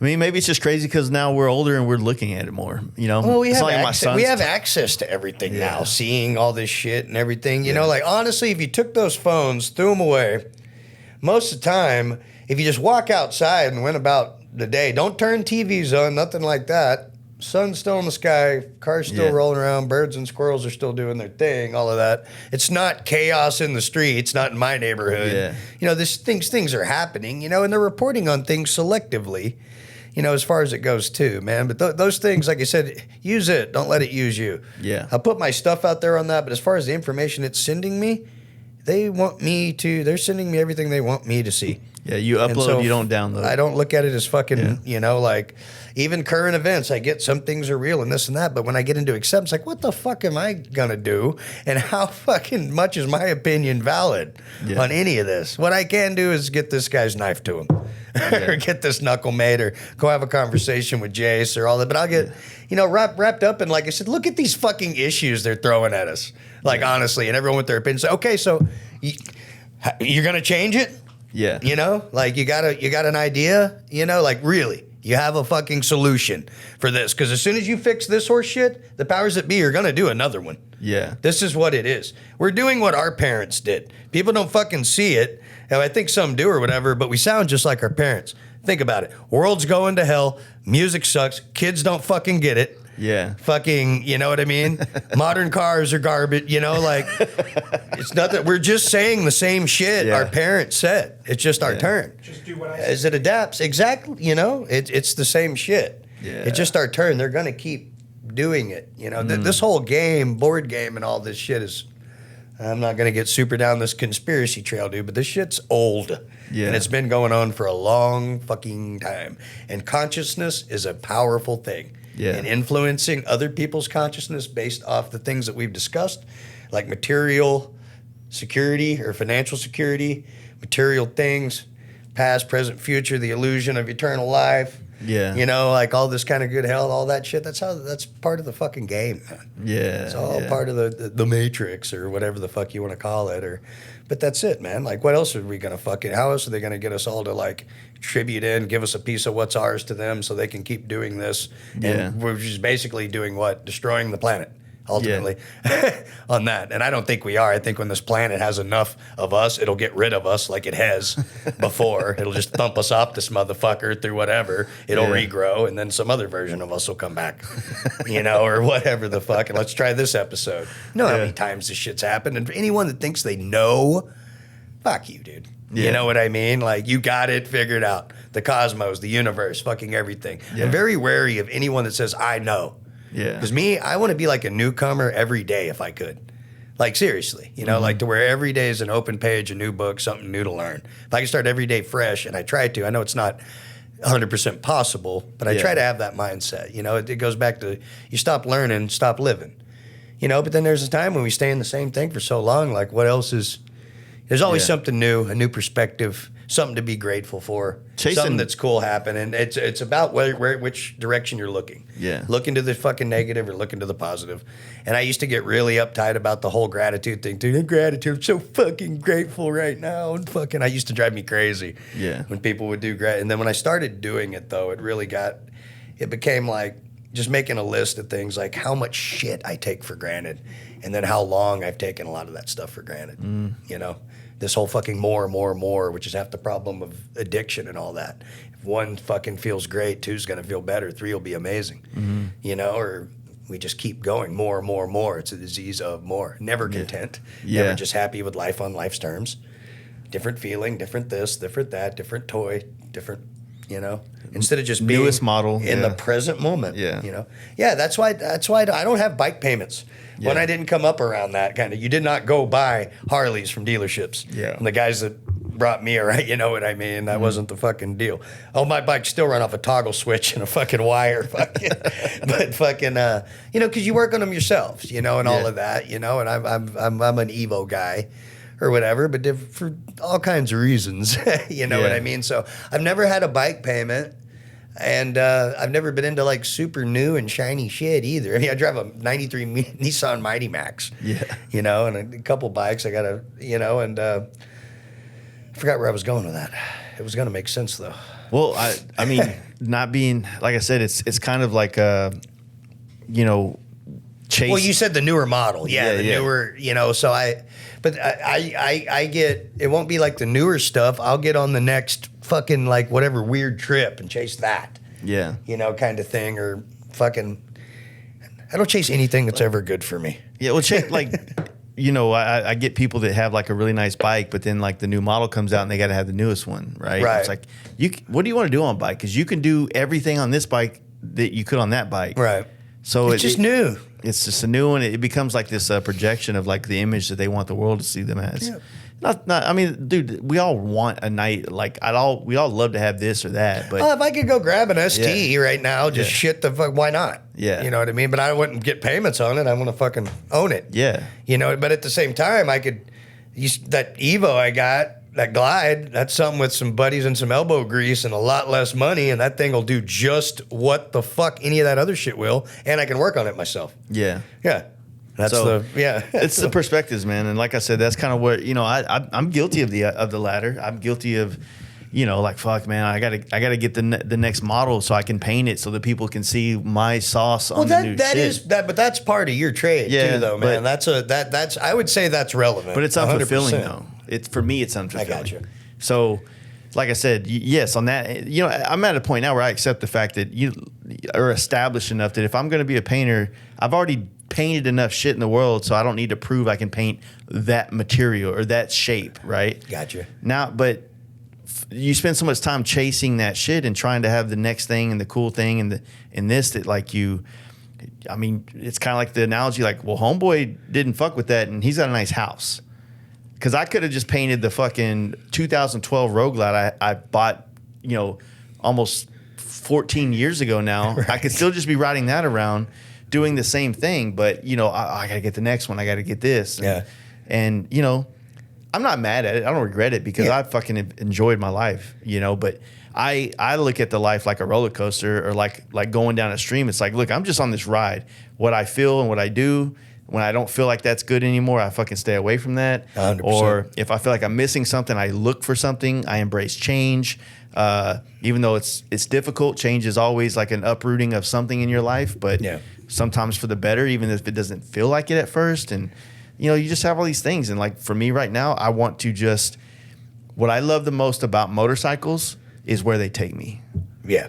You know what I mean? So I want to be tuned the fuck in to where they're taking me, not what it is. Right. And I still got a nice bike, so that's kind of pretentious to say that. Right. But at the same time, you know, it's not, I mean, it's a bike that, you know, I built with my friends.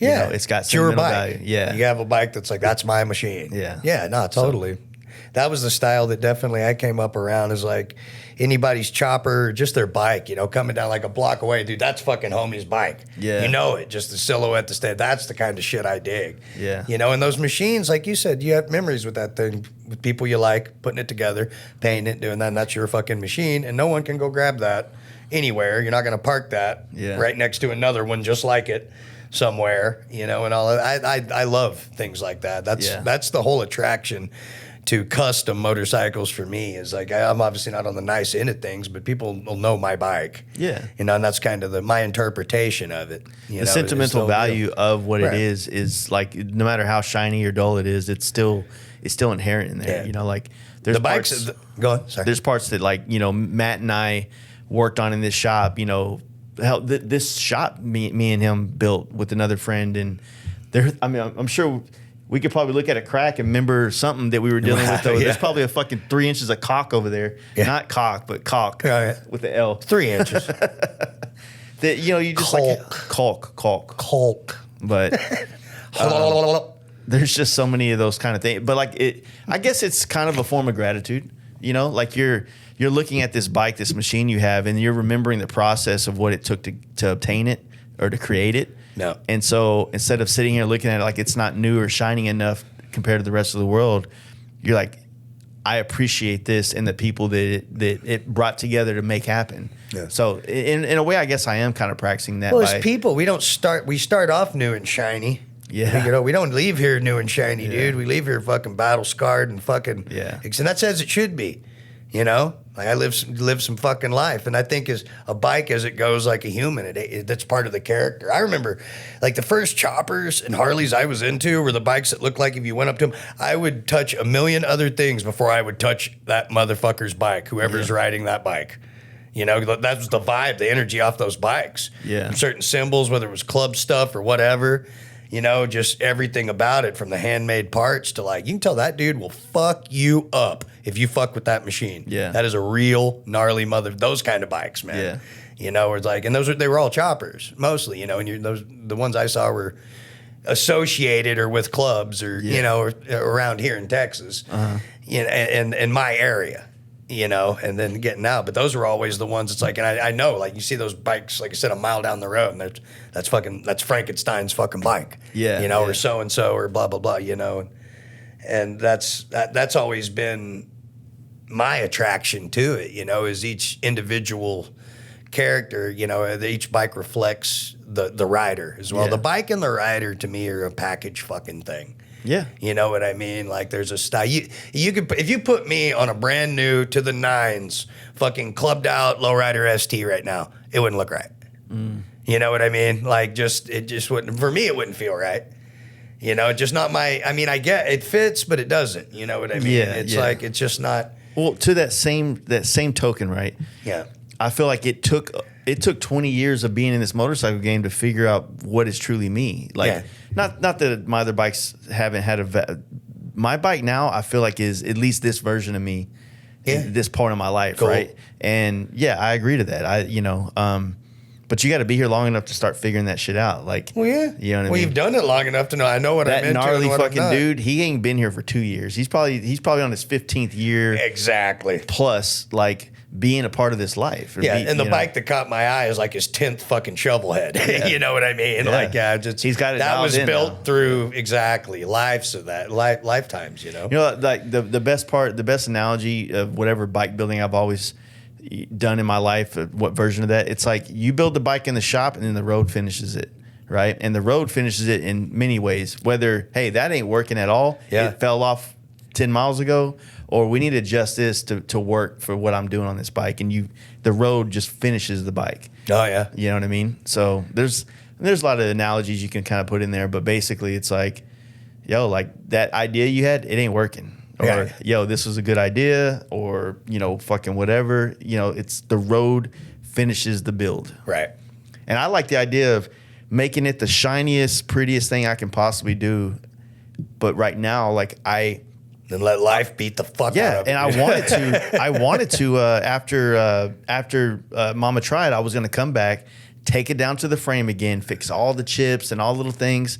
But I'm like, man, it works. And I kind of just want to keep fucking it up. You know what I mean? And I might get to this point where I'm like, all right, I can't do it anymore. I got to make it pretty again. But for the most part, my goal is... might fucking turn into like a nice set of jeans too for you know what I mean? Like I remember when that was fucking in the middle of nowhere on Route 66 and this fucking, rock flew off a truck, bam, almost took me out, and you got like, that's the cool, like, dude, that little bit of gratitude there. That's my bike, not my dome.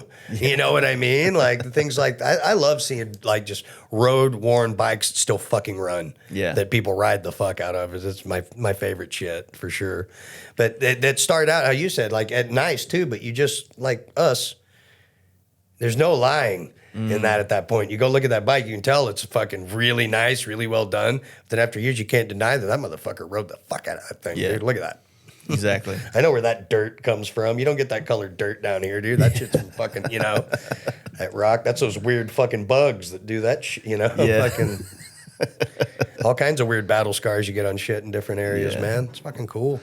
So we're going to start wrapping this up, man. Yeah. But I want to do like people that, like, what's the process and I know your books are probably closed, to get into like the custom knife from you, like To if you- order one from Yeah. me, right now you can inbox me on Instagram. It's Terry Shanks at Instagram, and just bear with me on getting through my inbox.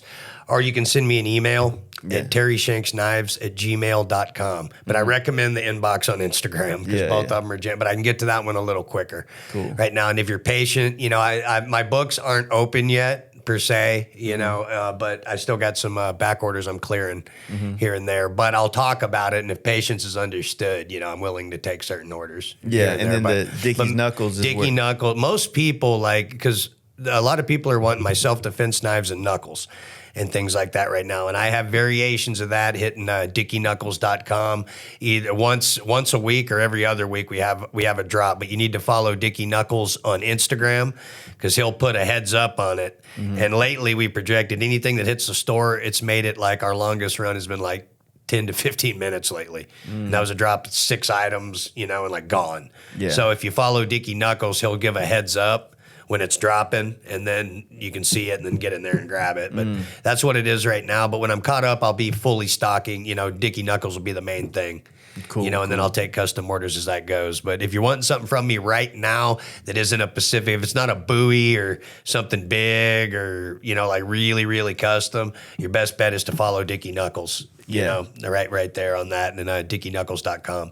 And you can see when the site's updated. But custom stuff will be available again. At some point, I'm going to do that to where maybe we can work it through Dickie. You can place orders there too, you know, on that. But plus, following Dickie, it shows all the other collabs we're doing with other makers we're cool with and all that as well. So Is he based out of Dallas Fort? he's in Arlington. Yeah, he's over close to me. Well, cool, man. Hey, I appreciate you doing this, and Man, it was honored fun. to be here, Jace. I really appreciate your We time, do man. this more often, man. Like Yeah. we're both here in Dallas, so Yeah, Fort yeah. Worth. Sorry. Yeah. No, I'm down to sit down again for sure. Yeah. This is the We need to one. get Zach down here and do a big one I'm together. all about it, man. He said he's going to try to make it down to Texas soon, man. He came down last time he was in Texas. He came down.